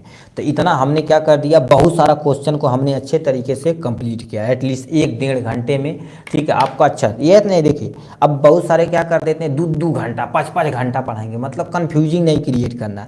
यदि हो सके तो 2 से 3-4 सेट का पेपर आप सोल्यूशन बढ़िया से देख के चले जाएंगे, तब भी आप एग्जाम में परफॉर्म करके अच्छे तरीके से आ पाएंगे, ठीक है। तो ये एग्जाम के पॉइंट ऑफ व्यू से क्वेश्चन इंपॉर्टेंट जितना इंपॉर्टेंट क्वेश्चन था उसका हल के साथ आपको आंसर हमने प्रोवाइड करा दिया है, ठीक है। अब इसे अच्छे तरीके से बार बार रिवीजन करके आप एग्जाम में जाएंगे तो आप अच्छे तरीके से परफॉर्म करके आएंगे, ठीक। चलिए आज के लिए बस इतना ही, और आराम से जाइए पेपर दीजिए भाई, ठीक है। आपका लास्ट पेपर है, आपके पास जितनी शक्ति है झोंक दीजिए, ठीक है। देखिए एक एक पेपर आपका परसेंटेज बहुत ऊपर तक ले जा सकता है कि नहीं है, सामाजिक विज्ञान नहीं पढ़ बटावा जाएगा, ऐसा नहीं करिएगा, ठीक। आप जितना लगन के साथ आप स्टार्टिंग से पढ़ते हैं उतने ही लगन से एंडिंग करिए, ठीक है। उतने एंडिंग करेंगे तो आपके लिए बेनिफिट, रिजल्ट आएगा तो मिठाई की भरमार की जाएगी, ठीक। चलिए आज के लिए बस इतना ही, फिर मिलेंगे नेक्स्ट वीडियो में नेक्स्ट टॉपिक के साथ, तब तक के लिए bye bye and take care. और मॉर्निंग सुबह 4 बजे लाइव आना ना भूलिएगा, ठीक है। उसमें लॉन्ग क्वेश्चन और शॉर्ट क्वेश्चन का जो महत्वपूर्ण पोर्शन उसको हम कराने वाले हैं, कब, सुबह 4 बजे, ठीक है। सुबह 4 बजे आपको आना है, ठीक। चलिए आज के लिए बस इतना ही, फिर मिलेंगे नेक्स्ट वीडियो में नेक्स्ट टॉपिक के साथ, तब तक के लिए bye bye and take care.